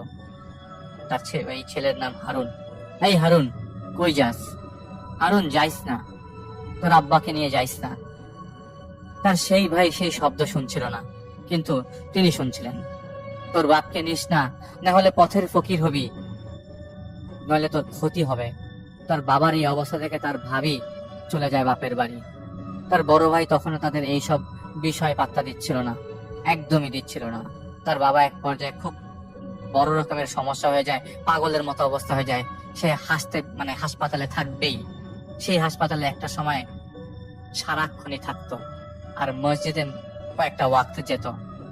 তার হাত পায়ের অবস্থা খুব খারাপ, বাড়িতে তিনি আসতো না। ছোট ভাই বাড়িতে থাকতো, একা থাকতো, একা একা শুনতো কান্নার শব্দ, যন্ত্রণা পাচ্ছে এরকম কান্না, ফুপিয়ে ফুপিয়ে কেউ কাঁদতো বাড়ির মধ্যে আর কি। তার বাবা তখন ওই হাসপাতালে, কথা বলতে গেলে মসজিদে কথা বলতে চাইতো না। তার বাবার এই অবস্থা, তার এই অবস্থা। জানালার গ্রিল ধরে কেউ দাঁড়িয়ে আছে, তার এরকম মনে হতে লাগলো। রাতের বেলা ঘুমালে মনে হতো এই বুঝি কেউ ছুরি চালিয়ে দিবে গলার মধ্যে। একদিন রাতে স্বপ্নে দেখলো 3 জন লোক তার পাশে দাঁড়িয়ে আছে, ধারালো ছুরি দিয়ে তার গলা কেটে ফেললো, আর ফিনকি দিয়ে রক্ত গড়িয়ে পড়ছে ঘরের বাইরে। তিনি ঘুমের মধ্যে ফিল করছেন, তিনি ব্যথা পাচ্ছেন। ছটফট করতে করতে তার ঘুম ভাঙে। রাতের আধারে তিনি নামাজ আদায় করলেন। তিনি যেই না নামাজে দাঁড়ান, সাথে সাথে কান্নাগুলো দূরে সরে যেতে লাগলো। নামাজ পড়ে খাট পর্যন্ত যেতে আর শক্তি পাচ্ছিলেন না। গন্ধ পাচ্ছিলেন তার ঘরের ভেতরে, খুব বাজে বিশ্রী গন্ধ। এরকম 3 দিন চলার পর তার ভাবি আসে তার বাবার বাড়ি থেকে, এবং সেদিনই জমি তাদের 2 নামের ভাগাভাগি হয়ে যায়। তো ভাগ হবার 1 মাসের মাথায় তিনি তার বড় ভাই তার পরিবার নিয়ে জমির উপরের বাড়ি, যে জমিটা তার ভাগে পেয়েছে সেই জমির উপরে বাড়ি করেন, এবং বাড়ি করে এখানে চলে যান।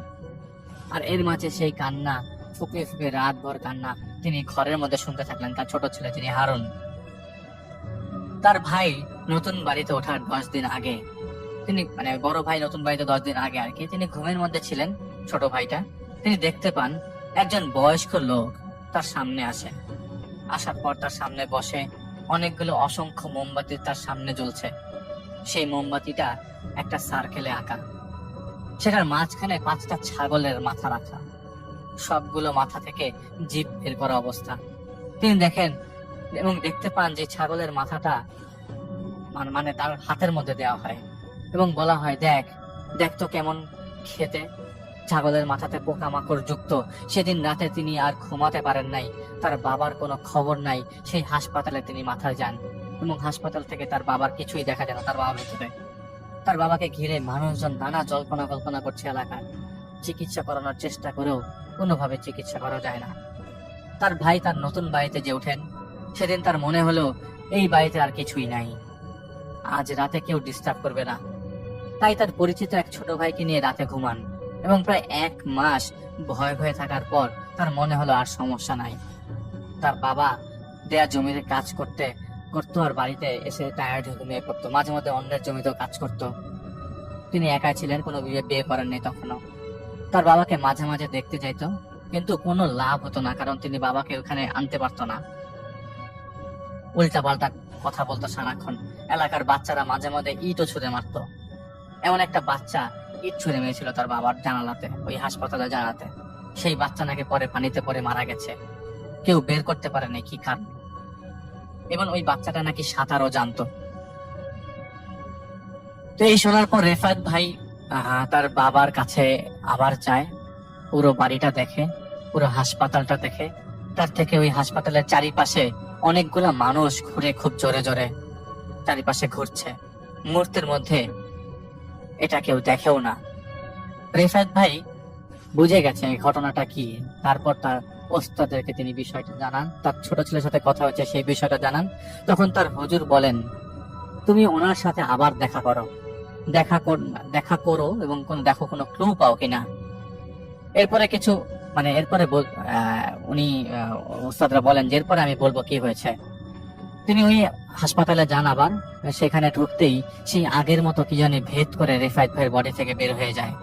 পুরো হাসপাতালটা ঠান্ডা, মনে হচ্ছে শীতকাল, অথচ তখন তাল পাকা গরম। তিনি ঢুকেন শরীর বন্ধ করে। তার দিকে একজন ছায়ার মতো লোক কাছে আসে, মানুষের ন্যায় ছায়া তাকে ইশারা দেয় যে এখান থেকে চলে যাও। মাথা নাড়িয়ে ঢুকতে মানা করে, ঢুকো না। মনে হচ্ছে কোনো চিড়িয়াখানার প্রাণীকে আটকে রাখা হয়েছে। ভেতরে অনেক কালো কালো ছায়া, আর সেই আসলাম সাহেব বসে আছে, চোখ বন্ধ করে বসে আছে। তিনি কাছে গেলেন এবং বললেন, আপনারা কারা, কোথা থেকে এসছেন? ওপাশ থেকে উত্তর আসে না। আবারও জিজ্ঞেস করেন এবং দুয়া কালাম করে জিজ্ঞেস করা হয়। ওপাশ থেকে উত্তর আসে। আবারও জিজ্ঞেস করে, আসে না আর কি। তিনি আবারও জিজ্ঞেস করেন, আপনারা কারা?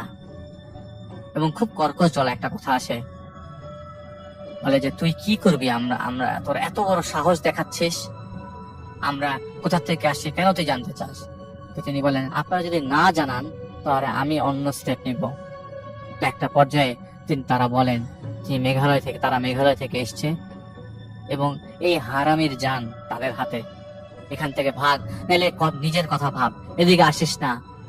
অনেকক্ষণ আরো কথাবার্তা হয়, সেগুলা রেফাত ভাই আর বললেন না।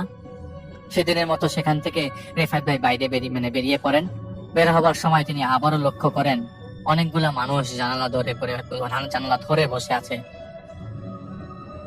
তো রেফাত ভাইয়ের ওস্তাদরা তাকে বলল, এই কন্ডিশন তাদের অনেক আগের প্ল্যান করা, এতদিন যাবত টেনেছে এবং প্রায় সময় তার সাথে সাথে ছোট ছেলে, তার যতদিন বড় বাবার হয়েছে ছোট ছেলের মতো।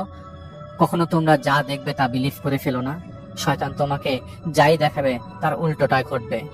তার বড় ছেলে বউ প্রায় সময়ই তার বাবার বাড়িতে যেত। সেখানে এক হিন্দু তান্ত্রিকের কাছে তিনি বান মেরেছিলেন পুরো ফ্যামিলিকে। তার মা শ্বাসকষ্টে মারা যান শুধুমাত্র কিছু বাধার কারণে। তার ছোট ভাইয়ের উপরে বান মারা হয়। কিন্তু যে ঝামেলা করতে সবচেয়ে বেশি আসলাম সাহেবকে সরিয়ে ফেলা হয়, অনেক দূরে নিয়ে যাওয়া হয়। যদিও তিনি কাছে ছিলেন, কিন্তু তিনি কাউকে চিনত না। এর কারণ সুদূর ভারতের এক মন্দির হতে কয়েকজন দেও জিন আসে এখানে ঘর করতে। সেই জিনকে পাঠিয়েছিলেন লীলা মহারাজ। সেই জিন এখানে কিছু জিনদের আটকে রাখে এবং কাছে যেতে আটকে রাখে মানুষকে ভয় দেখানোর জন্য। এবং মাঝে মধ্যে ওই ভালো জিনগুলো তাকে মসজিদে নিতে হেল্প করতো। আর তারা সন্ধ্যার পর আসতো, সেই সন্ধ্যার পর তিনি আর বেরোতে পারতো না। তার মার কবরের ভেতরে এবং হাসপাতালের পাশে মাটি খুললে 33 পিস কাফনের কাপড় পাওয়া যাবে এবং ছাগলের মাথা পাওয়া যাবে। ওরা এভাবে মারতো না, ওরা স্বাভাবিক উপায়ে তিলে তিলে মারতো। 33 পিস কাফনের কাপড়কে পরিয়ে দিতে হবে এবং এই ওস্তাদরা তাদের সাথে কথা বলে জিনিসটা বের করেছে। এবং পরিয়ে ওর মার জন্য দোয়া পড়াতে হবে কোরআন শরীফ থেকে। কিছু তাবিজ গেড়ে রাখা হয়েছে, সেগুলি বাড়ির পেছনে, সেগুলিকে উদ্ধার করতে হবে। রেফাত ভাই কিন্তু তাদের সাথে ডিরেক্টলি এই বিষয় নিয়ে কোনো কথা বলে না, তাদের ওস্তাদরা কথা বলে জিনিসগুলো বের করে নিয়ে আসে। প্রথমে বাড়ির পেছনে তাবিজ পাওয়া যায়, যদিও সেগুলো তেমন শক্তিশালী তাবিজ ছিল না। তার মার কবরের কাছে গেলে দেখা যায় কবরের এক পাশ গর্ত করা, মনে হচ্ছে ইঁদুর গর্ত করে রেখেছে। সেই মাটি চাপা দেওয়া হয়। তার সাথীরা অলরেডি অন্য মসজিদে চলে গেছে, তখনও তিনি ওখানে একা এবং এই কাজ করে যাচ্ছে। তিনি এই কাজ শেষ করে সেখানে যাবেন তার সাথীদের ধরতে।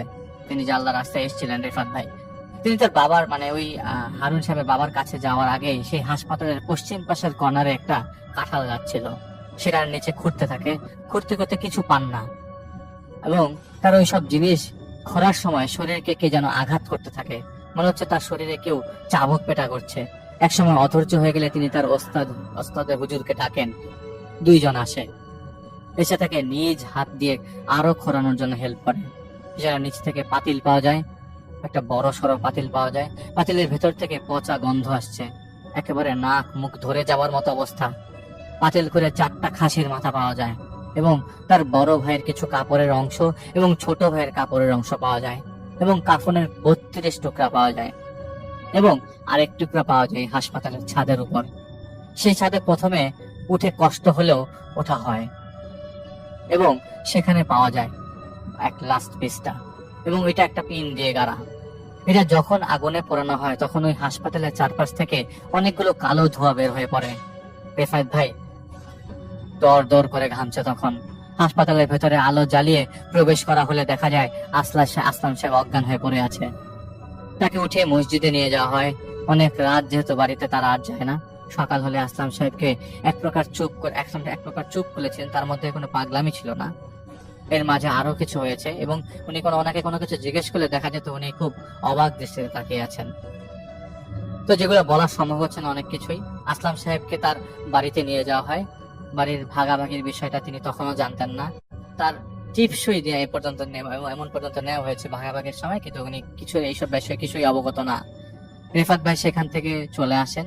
কিভাবে কি করেছে তাদের আর পরে জানানো হয় না।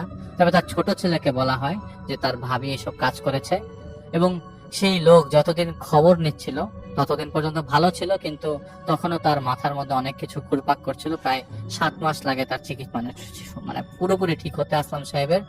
এরপর থেকে আর কিছু হয় নাই।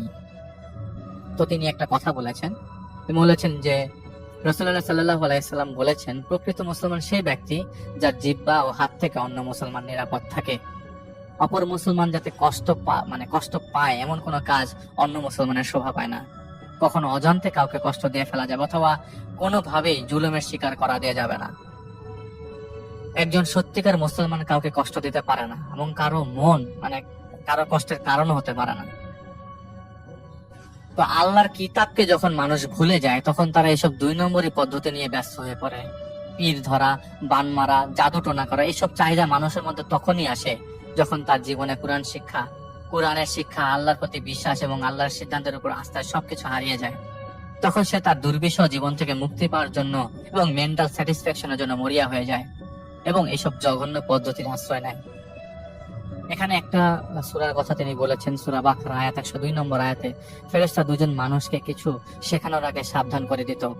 আমরা যদি একটা প্রলোভন, তোমরা কুফরি করো না, কিন্তু তারপরও এদের 2জনের কাছ থেকে ওরা শিখে নিত কিভাবে স্বামী স্ত্রীর সম্পর্কে ভাঙন করা যায়, পরিবারের সম্পর্ক ভাঙন ধরানো যায়। যদিও কিনা সেটা ব্যবহার করে তারা কারো ক্ষতি করতে পারতো না, যদি না আল্লাহ ইচ্ছা করতেন। তো এইটা ছিল একটি ঘটনা, এবং পরবর্তী সময়ে কিন্তু তার ভাবির সাথে, বড় ভাইয়ের সাথে ছাড়াছাড়ি হয়ে যায়, কারণ তার ভাবির সাথে অন্য মানুষের সম্পর্ক হয়ে যায়, যার ফলে ওই সম্পর্ক আর থাকে না। তার বড় ভাই তার ভাবিকে পরে তালাক দিয়ে দেয়। তো এত কিছু একটা সম্পর্ক ভাঙার জন্য যখন করা হয়ে থাকে, এবং সম্পত্তির লোভে তার ভাইকে নিয়ে আলাদা হয়ে যেতে যাচ্ছিল সেই মহিলা, তার ভাই কিন্তু এসব ব্যাপার জানতো না। তার ভাইকেও ওই মহিলা বান মেরে আলাদা করে ফেলেছিল। তো যাই হোক, এটা ছিল ঘটনা।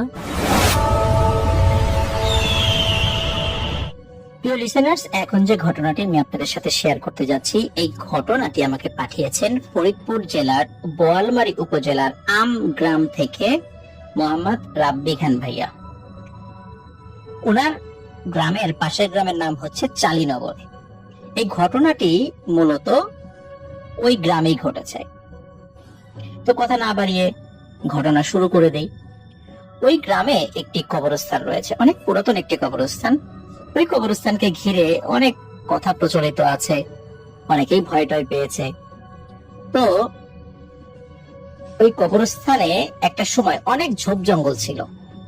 স্বাভাবিকভাবেই আগের দিনগুলোতে, এই ঘটনাটি যখন বলছি সময়টা কিন্তু 1975-76 সাল, এরকম সময়ের ঘটনা আর কি। এক্সাক্ট সালটা ওনারা বলতে পারেননি, তবে আমাকে ধারণা দিয়েছেন যে এরকম একটা সময়। ওই সময় গ্রামে শেয়ালের উপদ্রব ছিল মারাত্মক।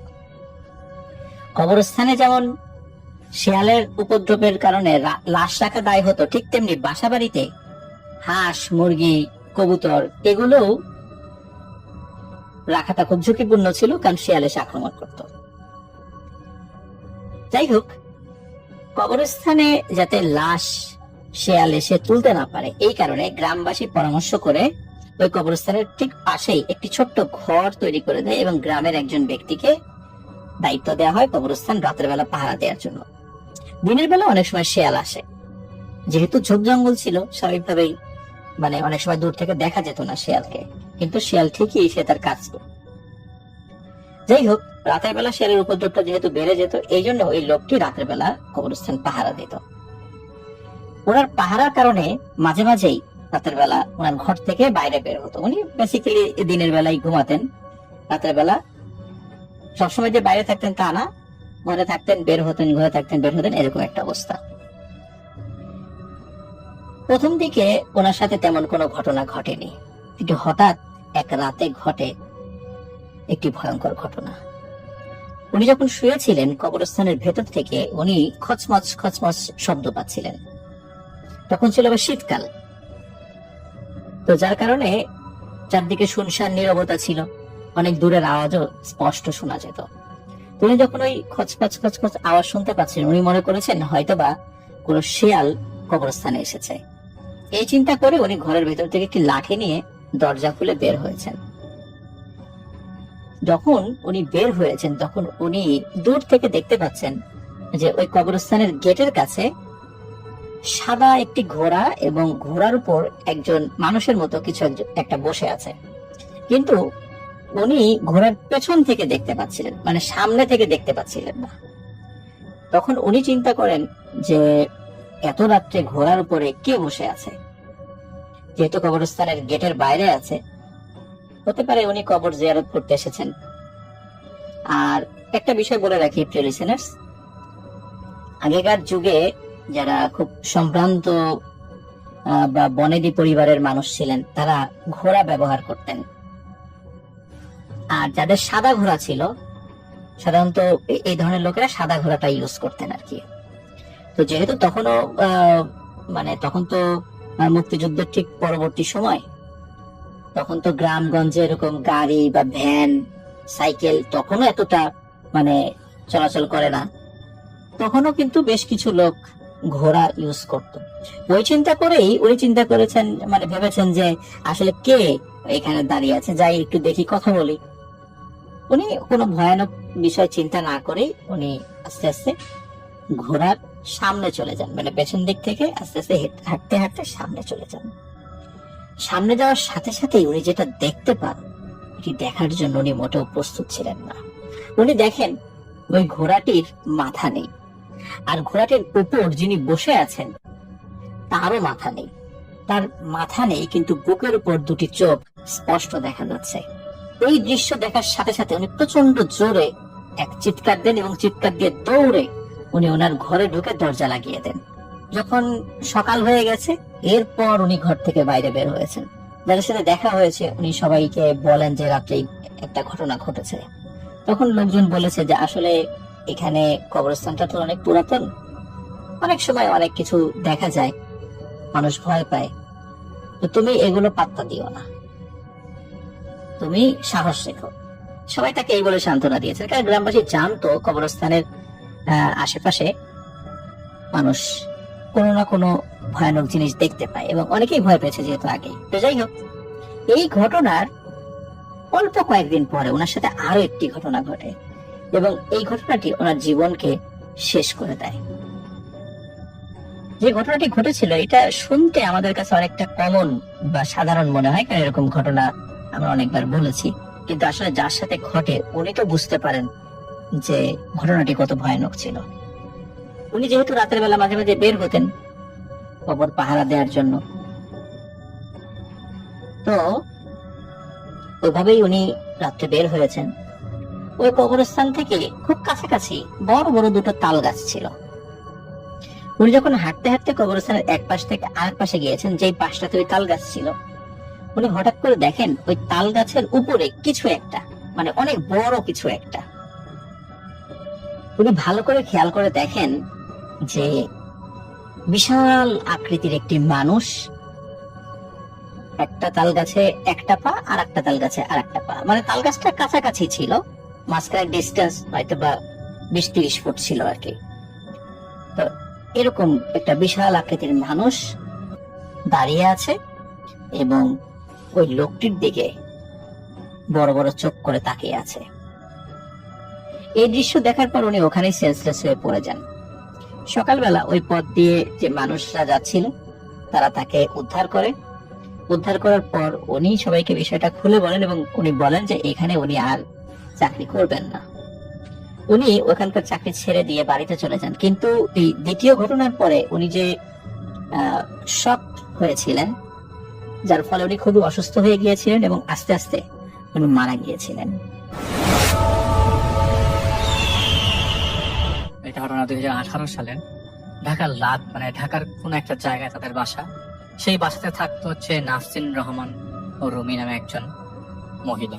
সেই মহিলা বিয়ে করেছিলেন রাফি নামের একটি ছেলেকে, এবং বিয়ের পর থেকেই রাফির গ্রামের বাড়ি যেহেতু নওগাঁ ছিল, বিয়ের পর থেকে রাফি তাদের সাথে থাকতো। তো ঢাকাতে যখন থাকতেন তখন এই রুমিয়াপুর বাসায় থাকতো, রুমিয়াপুর বাবার বাড়িতে। তো বিয়ের 3 দিন পর রাতের ঠিক পরের দিন, তাদের বিয়ের 3 দিন পর তাদের থাইল্যান্ডে যাওয়ার কথা ছিল। তো সকালে যেহেতু তাদের ফ্লাইট, তার আগে আগে সবাই ঘুমিয়ে পড়ে। রাত 3টা কি 4টা, তখন ঘড়ি দেখা হয় নাই ঘুম ভাঙার কারণে। ঘুমের মধ্যে তিনি দেখতে পায় একজন বয়স্ক মহিলা, বয়স 70 কি 80 হবে, তার সামনে আসে এবং তার পাশে তার হাজবেন্ডকে জবাই করে মাথাটা নিয়ে দৌড় দেয়। সেই মহিলার পিছু নেয় তিনি স্বপ্নের মধ্যে, এবং সেই মহিলারা দেখা যায় একটা মাথাটা নিয়ে একটা নৌকায় ওঠে এবং নৌকাতে কোনো মাঝি নাই, অটোমেটিক সেই নৌকাটা নদীর মাঝ থেকে হাওয়া হয়ে যায়। তিনি ধরপর করে উঠে যান, তার হাজবেন্ডকে তিনি জানান। তার হাজবেন্ড কাছে, বাদ দাও, তুমি এটা হয়তো বেশি টেনশনে ছিল এবং বিয়ে ছিল অনেক ঝামেলা, তুমি যেহেতু কাঁদছিলা, তুমি টেনশন করো না, তুমি স্ট্রেসের মধ্যে আসো। তো তিনি দেখেন যে তিনি ঘুমের মধ্যে থেকে অনেক কাঁদছিলেন এবং তার চোখ ভেজা ছিল এবং ফুলে ছিল। তো পরের দিন সকালে তারা থাইল্যান্ডে যায় এবং যাওয়ার পরই রুমিয়াপুর প্রচন্ড জ্বর এবং প্রচন্ড শরীর ব্যথা শুরু হয়। সেখানে তারা আর ঘোরাঘুরি করতে পারেনি। যতদিনই তারা ছিল ততদিনই জ্বর ছিল এবং বমি ছিল। এবং রুমি আপু যে তিনি কিছু খেলেই সাথে সাথে বমি করে ফেলে দিতেন, এক কথায় কিছু খেতে পারছিলেন না। 6ষ্ঠ দিন বাংলাদেশে আসার আগে তিনি আবারও স্বপ্ন দেখলেন। এবার তিনি স্বপ্নে দেখেন সেই মহিলা তার দিকে এগিয়ে আসছে, তার হাতে মুঠ করে কি যেন দিয়ে চলে গেলেন। তিনি মুঠ খুলতেই দেখেন তার স্বামীর চোখ, সেই চোখ রক্তে মাখা, আর তার হাতের মধ্যে সেই চোখগুলা নড়ছে। তার এই স্বপ্ন তার হাজবেন্ডকে আবারও বলা হয়। তার হাজবেন্ড বলে, তুমি ভাত দাও তো, তুমি ঘুমের ওষুধ খাও, বাংলাদেশ যে একটা ভালো ডাক্তার দেখাবো। সেই বলে তিনি দেশে নিয়ে আসে, কারণ ওইখানে তিনি ডাক্তার দেখাননি। দেশে নিয়ে আসার পর তার আচরণের দেখা যায় বিশাল পরিবর্তন। তিনি ঘরের মধ্যে সবকিছু ছুঁড়ে মারা শুরু করে, এত জোরে জোরে ছুঁড়ে মারতো যে কারো গায়ে যদি লাগতো সেও আঘাত পেত। এরকম করে প্রায় 2 মাস চলে যায়। যেদিন ঘুমের ওষুধ খেত তিনি ভালো থাকতো, যেদিন খেত না সেদিন বাসার অবস্থা খারাপ করে দিত। মেয়েটার বাবা তাকে কিছু সাইকিয়াট্রিস্টের কাছে নিয়ে যায়। এর মধ্যে একজন সাইকিয়াট্রিস্ট বলে যে তিনি অনেক দিনের স্ট্রেস ছিল, তাকে বিশ্রাম নিতে হবে। প্রেসক্রিপশনের ওষুধ শুরু হয়ে যায়, সাথে সাথে তার অবস্থা আরো বেশি খারাপ হতে থাকে। আগে যা একটু কথা বলতো এখন তাও বন্ধ। তিনি খুব অল্প কথা বলা শুরু করলেন। 100%-এর জায়গায় 90% কথা বন্ধ হয়ে গেছে, 10% কথা বলতেন। এর মানে এই না যে তিনি আগে কথা বলতেন না, তিনি আগে অনেক কথা বলতেন। তো যখনই কথা বলতেন কারোর সাথে বাজে ব্যবহার করতেন এবং সবার সাথেই। এবং যেদিন রাতে স্বপ্ন দেখতেন তার স্বামীকে বলতেন যে তিনি কি কি স্বপ্ন দেখেছেন। আর তিনি প্রায় সময় একটা নৌকা দেখতেন স্বপ্নে, এবং সেই নৌকা একজন বয়স্ক মহিলাকে নৌকার মধ্যে দেখতেন, এবং সেই মহিলা তার স্বামীর মাথাটা ঠিক নৌকার মাঝখানে রাখতো। সেদিন ভোর থেকে গুড়ি গুড়ি বৃষ্টি। ঘুম থেকে উঠে রুমি আপুর তার বাবা দেখে ডাইনিং টেবিলের ঠিক মাঝ সিলিংয়ের উপরে পা নিচে মেয়ের মাথা, আর মেইন দরজার সামনে কে যেন দাঁড়িয়ে আছে। তিনি এক চিৎকার দেন, বাসার সবাইকে জড়ো করেন, তার মেয়েকে উদ্ধার করেন। কাছে যেতেই সে অবয়বটা এক দৌড় দিয়ে রান্নাঘরের স্টোররুমের দিকে ঢুকে পড়ে। তার মেয়েকে উদ্ধার করে নর্মাল করে সে স্টোররুমে যেয়ে দেখে যে কেউ নেই। তিনি বাসায় সেদিন একজনের উপস্থিতি বুঝতে পারছিলেন। তার মেয়ে তাদের জানায় রাতের বেলা তিনি ঘুমাচ্ছিলেন, হঠাৎ এই রুমিয়াপুর ঘুম ভাঙে তিনি দেখতে পান পায়ের সামনে কে জানি দাঁড়িয়ে আছে, তার হাতে কিছু একটা। তিনি ঘুমের মধ্যে দেখতে পান দেখে তার এক চিৎকার দেয় তাকে দেখে, কিন্তু স্বামী সেই চিৎকার শুনতে পায় না। এত জোরে জোরে চিৎকার করছে, অথচ স্বামী কিছুতেই শুনছে না। ধীরে ধীরে সেই জিনিসটা তার কাছে আসে, তাকে টান দিয়ে হ্যাচকা বারান্দা নিয়ে যাওয়া হয়। এরপরে নিয়ে যাওয়া হয় তাদের ছাদে। অন্ধকার ছাদে অনেকগুলো মানুষ রেলিং এর উপর দাঁড়ানো। তিনি চিৎকার করছে এবং বলছে, আমাকে ছাড়েন, আমাকে বাঁচাও বাঁচাও বলে বলছে বারবার। রুমিকে বলা হয়, তুই থাম, চিৎকার দিতে কিছু করতে পারবি না। তাকে ঝোলানো হয় বাড়ির ছাদতে। তিনি বুঝে গেছিলেন তার মৃত্যু অবধারিত, এবং এরকম মৃত্যু তিনি কখনো কাম্য করে নাই। তিনি এক সময় ওই ঝুলন্ত অবস্থায় বেহুশ হয়ে পড়ে যান। সকালে তার ঘুম ভাঙে তার বাবার চিৎকারে। তিনি দেখেন তিনি চলে আছেন ডাইনিং স্পেসে। রুমি আপু অনেক রেগুলার অনেক কিছু করতো। ফর এক্সাম্পল, তিনি সাজতে অনেক পছন্দ করতো। এগুলি সবই বন্ধ ছিল। যখন তার অবস্থা খারাপ হতে থাকলো, তিনি দেখা যেত মোস্তাদা দেন, তার চুলগুলো সবসময় এলোমেলো হয়ে থাকতো। কেউ চুলে দিলে তেল দিতে চাইতো, স্পেশালি তার মা, তিনি দেখা যেত তেলটা ছুঁড়ে মারছেন। কিন্তু যারা রুমিকে চেনে সবাই একই কথা বলেছে, এটা তো রুমি না, এটা এরকম সে হতে পারে না। এই সমস্যা বাসাতেও শুরু হতে থাকে। দিনের বেলা রাতের বেলা কেউ না কেউ মাঝে মাঝে কাউকে দরজার সামনে দাঁড়িয়ে থাকতে দেখতো, মেইন দরজার সামনে। বাইরে যাওয়া মানা হয়ে গেল রুমির। তার স্বামীর সাথে রাতের বেলা থাকলেও মাঝে মাঝেই তাকে মোস্তাদের সকালবেলা রান্নার ঘরে পাওয়া যেত অথবা স্টোরুমে পাওয়া যেত। একদিন রাতের বেলা পানি খেতে উঠে তার মা তার বাসার অবস্থা এমনিতেই খারাপ দেখে তিনি বেশ চিন্তিত থাকতেন, আর টিভি ছেড়ে রাতের বেলা 3টা-4টা পর্যন্ত সজাগ থাকতেন। সেদিন রাতে ঘুমাতে অনেক দেরি করেন, রাত 3:30 বাজে। তিনি উঠে পানি খেতে যাবেন, হঠাৎ শুনতে পান বাঁচার আর্তচিৎকার। স্টোর রুম থেকে কে যেন খুব জোরে জোরে চিৎকার করছে, বাঁচতে চাইছে। তিনি রুমে যান, রুমি আপুর বাবাকে ডেকে আনেন। সবার আগে রুমি আপুর যে রুমে ঘুমান সেই রুমে দরজা নক করা হয়। তো ভেতর থেকে কোনো শব্দ আসছে না, মানে বুঝে তারা ঘুমাচ্ছে। তারা হাজবেন্ড ওয়াইফ তারা দুজনই স্টোর রুমের কাছে যান, এবং স্টোর রুমে যাওয়ার সময় ডাইনিং রুম পড়ে, সেইখানে আবার কাজের মেয়ে ঘুমাচ্ছিল। তারা স্পষ্ট কেউ শুনতে পাচ্ছে, বাঁচতে চাচ্ছে, শব্দ করছে, বিপদে পড়ছে, কিন্তু এই কাজের মেয়েটা কিছু শুনছে না। তিনি সেই রুমে যেতেই দেখেন কেউ নাই, রুমটা খালি, কোনো শব্দ নাই। তারা দুইজনেই ভয়ে কাঁপছিল। রুমির মা টেনশনে ছিল, রুমির বাবার কিছু হয় কিনা। এভাবে চলছিল, কেউ না কেউ কিছু না কিছু দেখতো। তাদের ফ্ল্যাটে রুমির বাবা মা, রুমির ছোট বোন, তার স্বামী এবং কাজের মেয়ে থাকতো। পাশের ফ্ল্যাটে থাকতো রুমির খালা।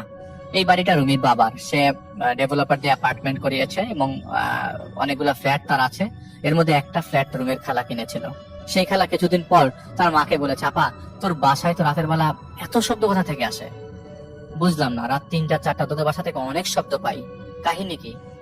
তো রুমির বাবা মা কেউ বিষয়টা খোলাসা করতে চায় না, কারণ জিনিসটা জানাজানি হয়ে খারাপ হতে পারে। কিন্তু 7ই সেপ্টেম্বর 2018 ওই দিনের কথা তিনি কারো কাছে লুকাতে পারেন নাই। সেদিন রাতের বেলা রুমি ঘুমাচ্ছিল, এমন সময় রুমির বাবা রুমিকে ডাক দেয়, এবং তার বাবা তাকে বলে, তুই কি এই সমস্যা থেকে মুক্তি পেতে চাস? রুমি খুব অবাক হয়ে বলে, বাবা কি বলছো তুমি? তার বাবা তাকে একটা টান দেয় এবং স্টোর রুমের দিকে নিয়ে যায়, এবং তার স্বামীর মাথাটা গাছের গুড়ি যেটার উপরে কষাইরা মাংস কাটে, সেখানে দেহ সহ সেই মাথাটা রাখা হয়, এবং এক কোপ দিয়ে রুমিয়াপুর সামনে সেই মাথাটা আলাদা করে দেওয়া হয়। আলাদা করা মাথা থেকে ফিনকি দিয়ে রক্ত বেরোচ্ছে এবং মাথাটা নিচে পড়ে ঘুমাচ্ছে। মনে হচ্ছিল রাগে ফোঁস করছে। এই দৃশ্য দেখার পর এবং সারা শরীরে নিজের রক্ত অনুভব করার পর রুমি অজ্ঞান হয়ে পড়ে যায়।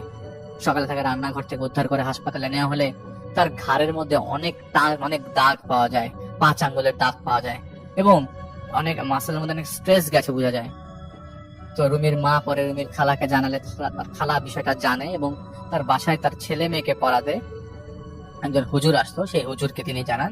সেই হুজুর আবার আরেকজনের কথা বলে, এবং সেই হুজুরের সাথে তারা দেখাও করে। তিনিও বেশ লম্বা এবং গম্ভীর স্বভাবের। তিনি তার বাসায় যান, এবং বাসায় ঢোকার সময় তিনি বলেন, আপনাদের বাসায় কেউ আছে, আপনাদের ক্ষতি করতে যাচ্ছে, আমি দেখতে পাচ্ছি। সে খুব অপলক দৃষ্টিতে আপনাদের দিকে তাকিয়ে আছে এবং সবসময় তাকিয়ে থাকে। আপনারা সাবধানে থাকবেন। আমি এই গ্লাসে পানি পরে দিচ্ছি, 7 দিন এই পানি আপনারা ছিটাবেন, সবাই নামাজ পড়বেন। এবং ওইখানে ওনারা সবাই বলেন যে তারা সবাই নামাজ পড়ে, এবং সন্ধ্যায় মাগরিবের আজানের সময় এই পানিটা ছিটাবেন পুরো বাসা, কোনো কোনাও যাতে বাদ না যায়। তারা পুরো বাসায় পানি ছেটায়, এবং সেই স্টোর রুম ছাড়া। সেদিন রাতে তারা সবাই ডাইনিং রুমে থেকে অনেক চিৎকারের আওয়াজ পেতে থাকে, কিন্তু রুমি ঘুম। তিনি একটু শব্দ পান। তার হাজবেন্ড জাগে এবং সবাই মিলে ডাইনিং টেবিলে আসে রুমি দরজা লাগিয়ে, যাতে রুমি কোনো শব্দ না পায়। ডাইনিং রুমে মেঝেতে নারিকেলের ছোবার মতো অনেক ময়লা পড়ে আছে। সবাই সজাগ, কি হয়েছে? শব্দ আসতে থাকে সবার পাশের স্টোর রুম থেকে, একের পর এক শব্দ।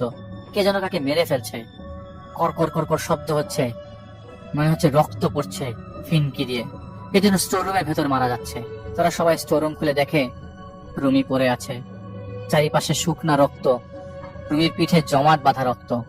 কিন্তু রুমি বেহুশ, তাকে হাসপাতালে নিয়ে যাওয়া হয়। যেতে যেতে রুমির স্বামী বলল, আমি মাত্র রুমের মধ্যে দেখে আসলাম রুমিকে ঘুমাচ্ছে, এখন কি একটা অবস্থা। আর সবাই খুব কাহিল অবস্থা।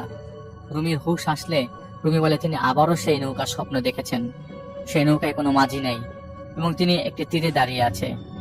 নৌকা থেকে সেই বয়স্ক মহিলা তার পেটে হাত ঢুকিয়ে দেয় এবং একটা বাচ্চা তার পেট থেকে বের করে নিয়ে আসে। তার পেট থেকে অনেক রক্ত আসে, তিনি রক্ত বমি করতে থাকে এবং তার পেট থেকে যে বাচ্চা নিয়ে আসে, সেই বাচ্চা তার স্বামীর মাথা সহ নৌকার ঠিক মাঝে নিয়ে চলে যায়। তিনি কোথায় যায় কেউ জানে না। কাঁদতে কাঁদতে তীরে রুমি বেহুশ হয়ে পড়ে। পরে হাসপাতাল থেকে ঘুম পাড়িয়ে দেওয়া হয়। হাসপাতাল তার ঘুম মানে যখন দেশে তার হুঁশ ফেরে, তখন একটা বেড ভাড়া করে এক রাত থাকে এবং পরের দিন দুপুরে তারা বাসায় আসে। এদিকে বাসায় এসে শোনে আরেক এলাহি কাণ্ড।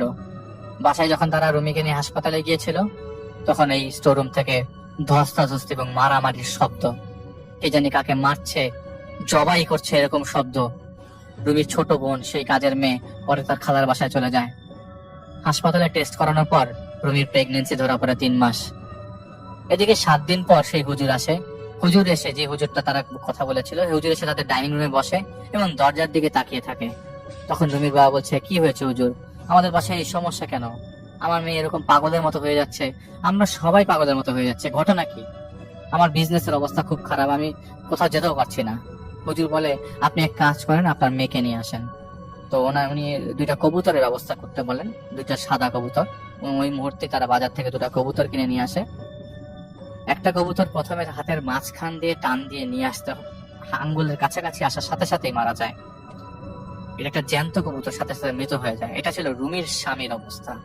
এবং দ্বিতীয় কবুতর আবারও রুমির হাতের মাঝখান থেকে টেনে আনার পর আঙ্গুলের কাছাকাছি আসার পর কবুতরটা মারাও যায় এবং মারা যাওয়ার সাথে সাথে কার বর্ণ সাদা কবুতর কালো হয়ে যাচ্ছে, একদম শক্ত হয়ে গেল। তিনি বললেন, খুব খারাপ জিন আপনার মেয়ের সাথে আছে, কেউ মারা যাবার অপার সম্ভাবনা। তিনি আরো কিছু দোয়া করে বাসা বন্ধ করে যান এবং অন্য কারো খোঁজ করতে বলেন। তিনি আসলেই তাদের সাহায্য করতে, যিনি আসলে তাদের সাহায্য করতে পারবেন। যেই না তিনি বাসা থেকে বেরিয়ে যান, সেদিন রাতের অবস্থা আরো বেশি খারাপ হয়ে যায়। এবার সবাই সে অবয়ব দেখতে পাচ্ছেন, কিন্তু অবয়বটা একবার স্টোররুম থেকে অন্য রুমে, আবার স্টোররুমে ফিরে আসে। এই অবস্থা উনি যাওয়ার পর থেকেই। একদিন এক মসজিদে কথা হয়েছিল রেফায়েত ভাইয়ের সাথে, ওই বাসার এক কেয়ারটেকারের। তারা একটা মসজিদে কয়েকদিন ছিলেন। তিনি রুমির বাবাকে বলেন তার কথা, রেফায়েত ভাইয়ের কথা। সেই সুবাদে তাকে ফোন করা হয়, ফোন আলাপ করা হয়। ফোনে কথা বলার সময় রেফায়েত ভাই একটা ফিস ফিস টাইপের শব্দ শুনতে পাচ্ছিলেন, কিন্তু কিছু বললেন না। তিনি বললেন তিনি যাবেন তাদের বাসায়, 3 দিন দেরি হবে। কিন্তু তাদের অবস্থা এতটাই খারাপ ছিল যে রেফাত ভাই পরের দিনই আসরের ওয়াক্তে সেই বাসায় যায়। রেফাত ভাই বাসায় ঢোকে, ঢোকার সাথে সাথেই বাসায় গেটের বাইরে একজন হাত নেড়ে ইশারা দেয়, ইশারা নিয়ে তাকে বাইরে চলে যেতে বলে। তো রেফাত ভাই বাসায় ঢুকে জিজ্ঞেস করে, আপনাদের বাসায় কে কে আছে? আর একটু কথা বলে রাখি, যে ইশারাটা দিচ্ছিল সেটা একটা মেয়ে। তো বলতে বলতে বলে যে সবার নামে, ওই সবার পরিচয় দিতে দিতে ওই সময় রুমের মধ্যে রুমি প্রবেশ করে, আর তার বাবা তাকে পরিচয় করে দেয়, এটা আমার মেয়ে রুমি। রেফাত ভাই বলেছেন বাসায় ঢোকার সময় একটা মানুষের ন্যায় থেকে তাকে ঘরের ভেতরে ঢোকার আগে ইশারা করে চলে যেতে বলেছিল। এটা সেই মেয়েটা। তিনি সবার সাথে কথা বলতে বলতে দেখেন স্টোররুম থেকে কেউ বের হয়ে আবার ওখানে চলে গেল। তিনি স্টোররুমের দিকে ঢুকতেই বাজে বিশ্রী গন্ধ পাওয়া শুরু করলেন। তিনি জিজ্ঞেস করলেন, স্টোররুম কি আপনারা পরিষ্কার করেন না, এত গন্ধ কেন? তখন সবাই বলে, আপনি ওখানে গন্ধ পাচ্ছেন, পাশের বাসায় আমার বোনও পেয়েছে, কিন্তু আমরা পাই না, আমরা কোনো গন্ধ পাই না।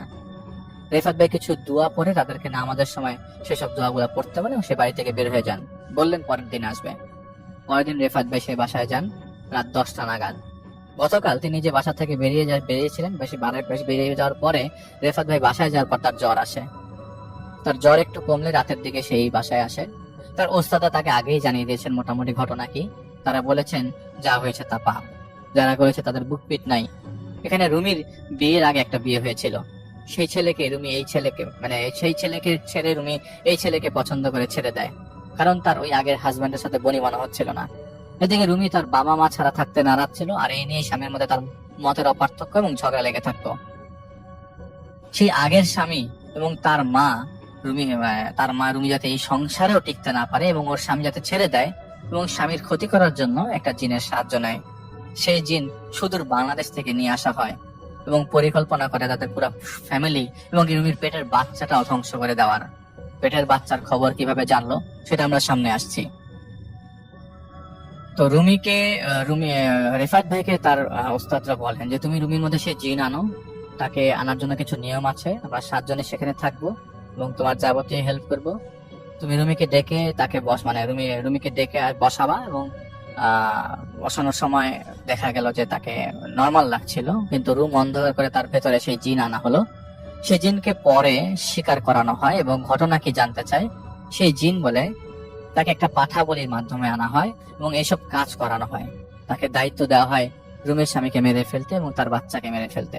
সেই সুবাদে সেই জিনের সাহায্যে একটা পুতুল জিন একজনের সাহায্যে একটা পুতুল তাদের বাসার স্টোরুমে রাখে এবং এই লোক কাজটা করে তাদের বাসার গৃহ পরিচারিকা।